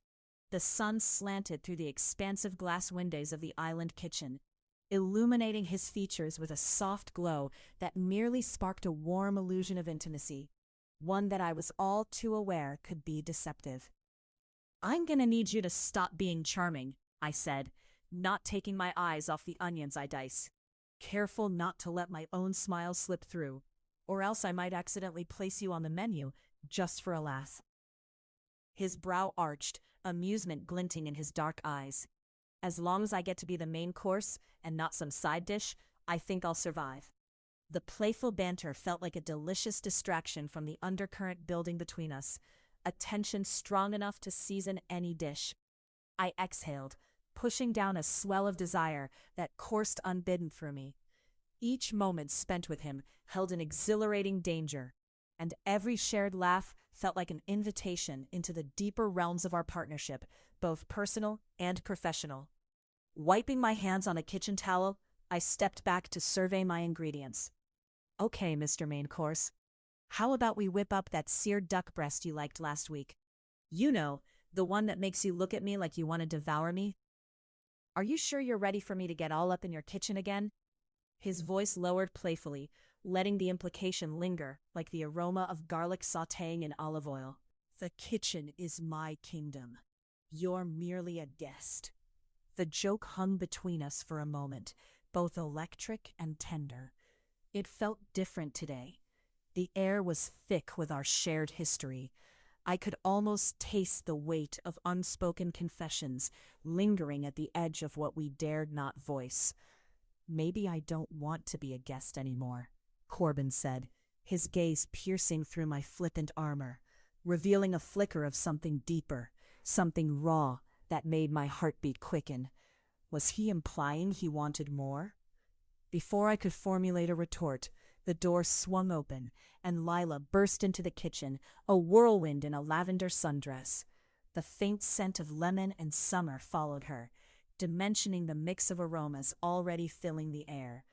As one of my closest friends, she had an energy that turned mundane moments into vibrant escapades. Okay, what's on the agenda?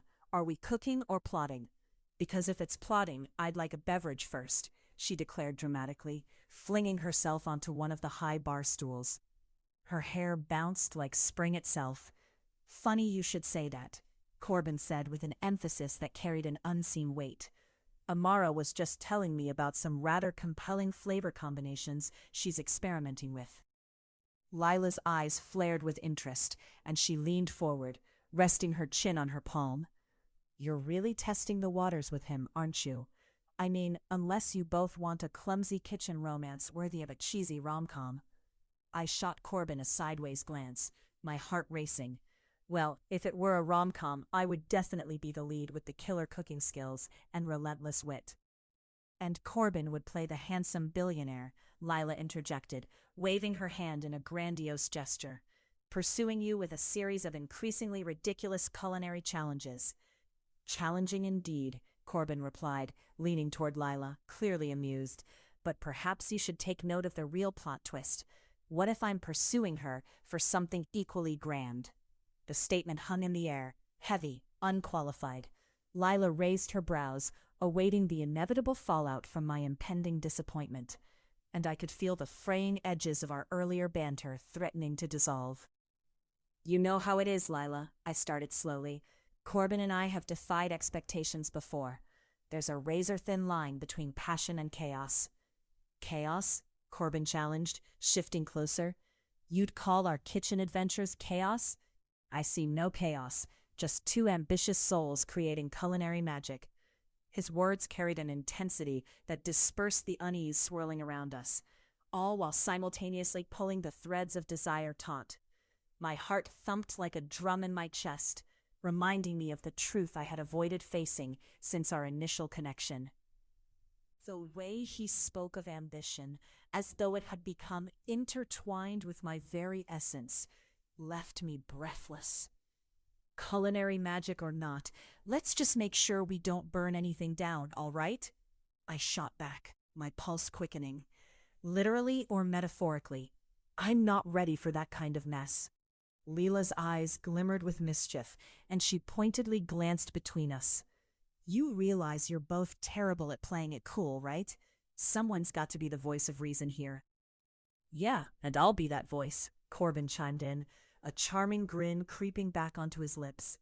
So, Amara, how will we get this party started?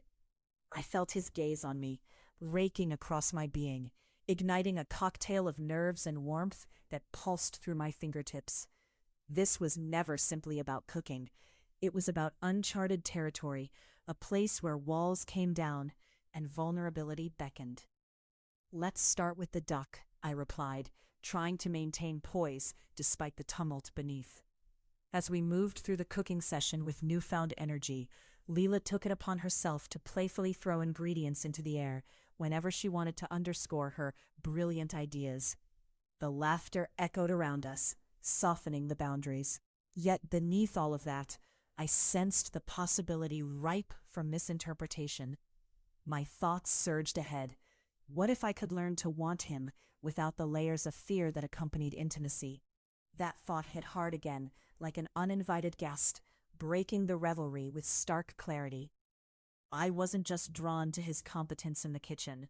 I was mesmerized by the complexity of who he was outside of it, by those unguarded moments we shared that felt impossibly tender.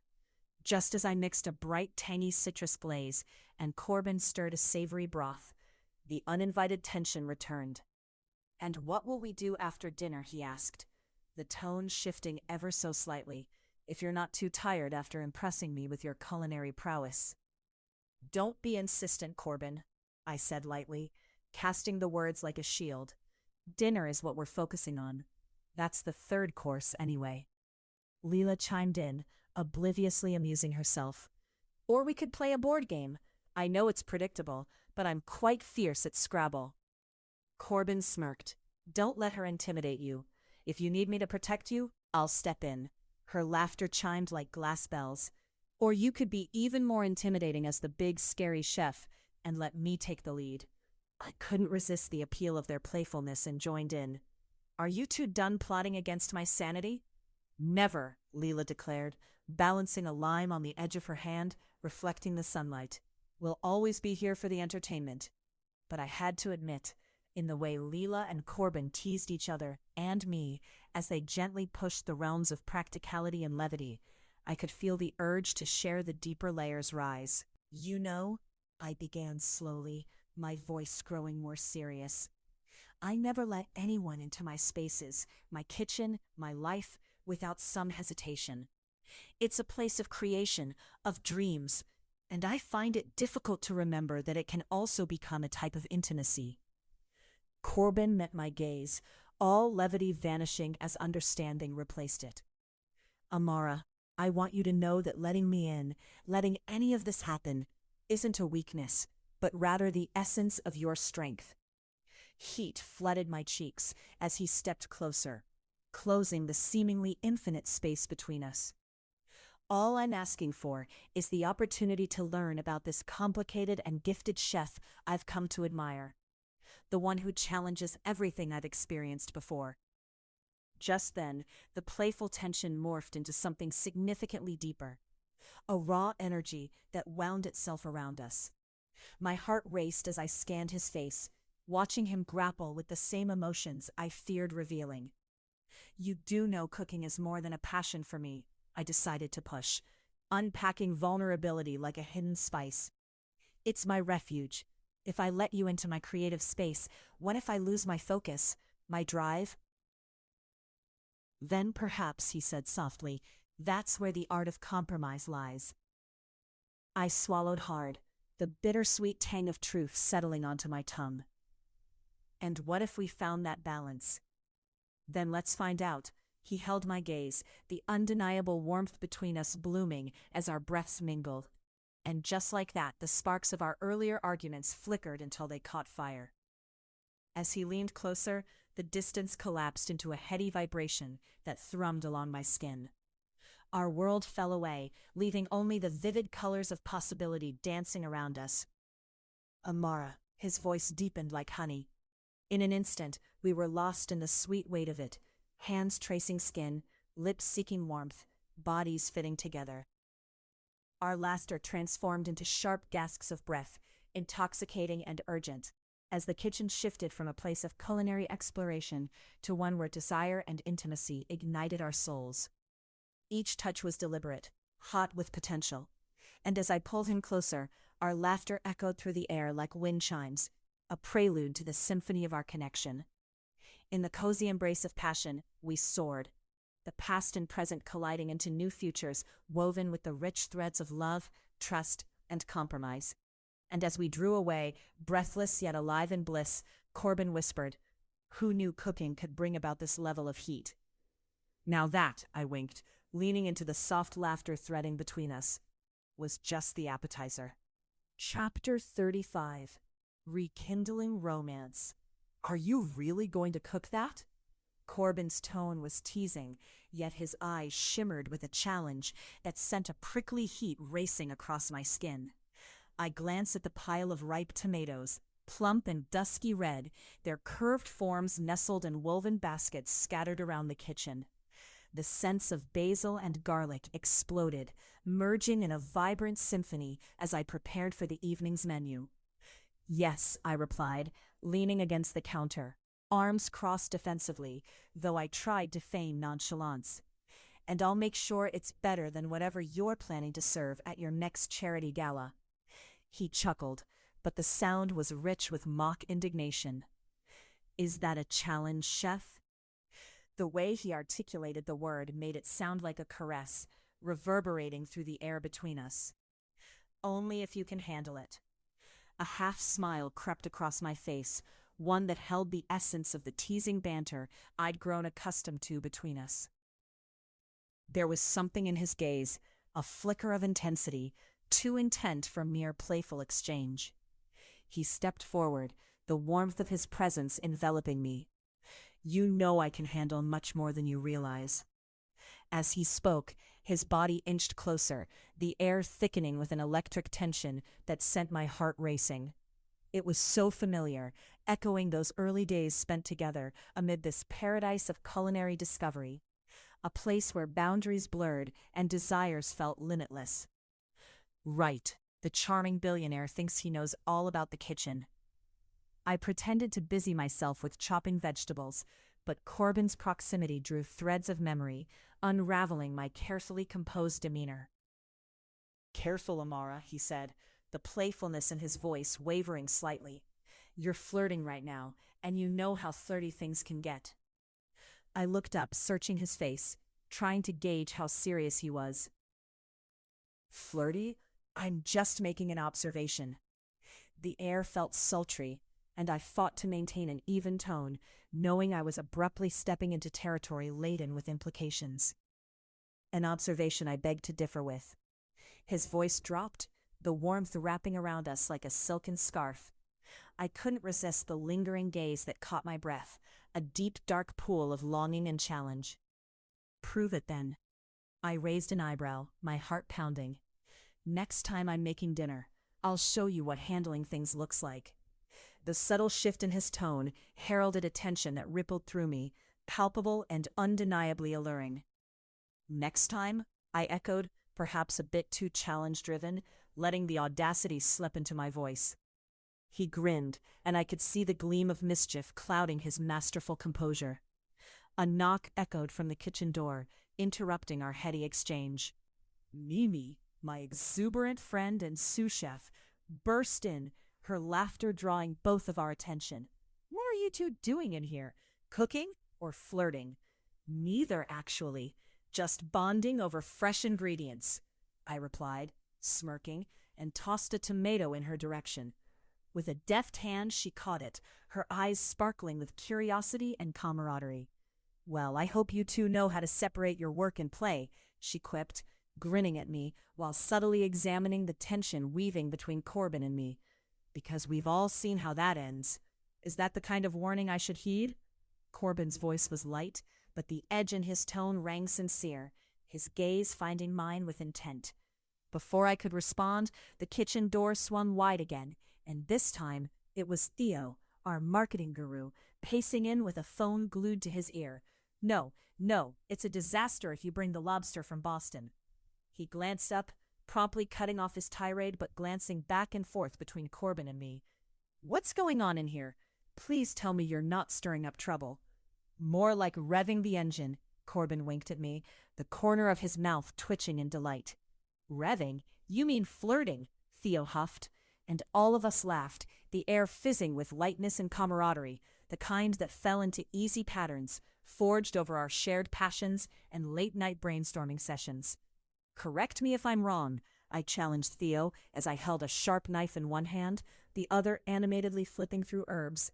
"But what harm is there in a little friendly competition?" "Between you two?" Theo teetered on the edge of mock concern. "Every time friendly competition arises, it ends up with someone throwing knives, or worse." "Oh, please," I scoffed, the jesting nature of our banter putting me at ease. "We were merely discussing the merits of tomato sauces." "Right, because that's what chefs do," Corbin chimed in with exaggerated sincerity, putting on a mock-serious expression, but I could see the glimmer of desire still pulsating beneath his levity. "Oh, trust me," Theo retorted before heading back outside. "Whatever it is, I'm sure you're both saucing it up just fine." Well, that was subtle. I rolled my eyes, but laughter mingled with a tension that wouldn't dissipate, the undercurrent of unsaid words still lingering. As Theo left, the quiet in the kitchen darkened momentarily until Vivi, our ever-enthusiastic front-of-house manager, entered, her hair bouncing like spring blooms. "Amara, we're ready to open for the evening. Can you swoosh up that dish pronto?" "Almost there," I shot back, yet my focus was divided between the blazing excitement of the evening ahead and Corbin's presence, which felt charged and inviting. "Ready to venture out into the din of the crowd, Amara?" he asked, folding his arms, his gaze piercing through to the heart of me. "Or do you prefer the kitchen sanctuary?" "A little voice is asking me to stay right here," I admitted, feeling the weight of vulnerability settle over my shoulders like a cashmere shawl. "But I think it's selfish." Sometimes, he murmured, stepping even closer, until his warmth radiated around me as if a bespoke blanket were wrapping itself over my senses. The selfish things feel the best. I could hear the silent heartbeat of our unspoken sentiments, constructing a tapestry of desires and secrets that simmered between us. The walls began to swell with anticipation. They were the barriers to this part of us we had yet to explore. Are you trying to tempt me, Corbin? He smiled, sliding a slow finger across the wooden countertop, drawing a path I could almost feel brushing against my skin. Only if it works. My breath deepened, relishing the languid way the atmosphere was drawing us in like a dance. Then let's keep it interesting. His confidant manner dissipated as I stepped back toward the counter, heart racing with mischief. Maybe I should just wrap up early and leave you with your tomatoes. Amara. His voice lowered, all velvet and honey. The best dish won't come close to what you'd miss out on. As if conjuring magic, the air shifted, thickening with the erotic tension that hung between us. The kitchen, with its mangled, mismatched decor and fresh ingredients, turned into a haven of charged possibilities as the sun dipped low, steam cloaking the cooler walls with warmth. Perhaps instead of bonding over vegetables, Corbin proposed, we should see what else we've left simmering unattended. Careful, you might end up burned, I warned, stepping close again, teasingly right back into the wave of urgency. Burned or scorched, there's a difference, love. Choosing my next move, I could sense the air thickening even more around us, nurturing an ancient promise between lovers whose paths twisted endlessly, drawn by gravity and yearning. Minnie, Theo, and Vivi might have the right idea, I sidled pointedly, flicking a glance behind him, weighing my playful advantage. At least outside, we aren't in danger of igniting flames. Corbin grinned, leaning closer until I could feel the heat radiating off him. If we're talking about flames, I'd prefer to be ignition and not extinguished. Then let's keep the flames alive. I stepped back, breath hitching, as the sudden shift unveiled those hearts-consuming embers simmering below our surface discussions. You know, he said, his voice a whisper holding both gravitas and urgency. Nothing here is accidental. Not you, not me. Try towing that to Mimi and Theo. No, he replied, the confidence in his eyes flashing.